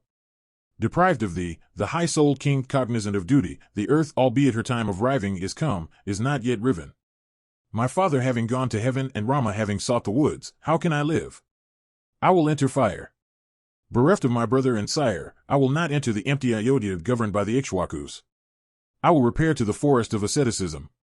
Hearing his lamentations and seeing that disaster, all the followers became all the more distressed. Then depressed and exhausted, both Satrufna and Bharata rolled on the earth like two bulls with their horns fractured. Then the all-knowing priest of their father possessed of sterling worth, Vasishtha, raising Bharata, said unto him, O Lord, this is the 13th day since the cremation of thy sire. Why dost thou delay, when thou hast to collect the bones? 3 couples pertain in especial to all creatures, and these being inevitable, thou ought not to bear yourself thus. And Sumantra, also versed in the nature of things, raising up Satrufna and pacifying him, discoursed the birth and death of all beings. Being raised up, those renowned chiefs of men looked like Indra's banner stained by shine and shower. And as the princes stood there shedding tears, with reddened eyes, and speaking sadly, the courtiers urged them on in behalf of the rights that remained. Ramayana, Kanda 2, Section 78. Then Satrufna, the younger brother of Lakshmana, spoke unto Bharata, burning in grief as he was revolving in his mind the intended journey to Rama. Need it be said that Rama is the refuge both of himself and all creatures in trouble? That Rama possessed of strength hath been exiled into the woods by a woman. And powerful and having prowess, why did not Lakshmana deliver Rama by checking our father? The king bet upon following an unrighteous course through the influence of a woman, should, the justice or otherwise of the measure being fully weighed, at the very outset have been checked. As Lakshmana's younger brother Satrufna was speaking thus, appeared there at the door in front the humpbacked one adorned with every kind of ornament, with her body besmeared with sandal paste, wearing regal apparel, and variously decked out with a variety of ornaments. And adorned with elegant combs, and divers other superb ornaments, she looked like a female monkey tethered with a rope. At that time, seeing that one of horrible misdeeds, Bharata, who stood near the door, seizing the humpbacked one ruthlessly, took her unto Satrufna, and said, That one through whom Rama has gone to the wood, and our father has renounced his body, this is that wicked and remorseless one. Do thou deal with her as thou likest. At Bharata's command, Satrufna, observing vows waxing exceedingly aggrieved, addressed all the inmates of the inner apartment, saying, This one has occasioned intense misery unto my father and brothers. Let her now take the fruit of her fell deed. Having said this, he furiously fell upon the humpbacked one surrounded by her maids. Thereupon she with her cries made the chamber resound. Concluding Satrufna fired with rage, her associates extremely pained, fled away in all directions. Then her companions in a body took counsel of each other, saying, Considering the way in which he has entered upon it, he will annihilate us quite. Let us therefore seek the protection of the tender-hearted, generous, pious, and illustrious Kausalya. Even she is our sure refuge. Overpowered with rage, that chastiser of foes, Satrufna, dragged the shrieking humpbacked one to the ground.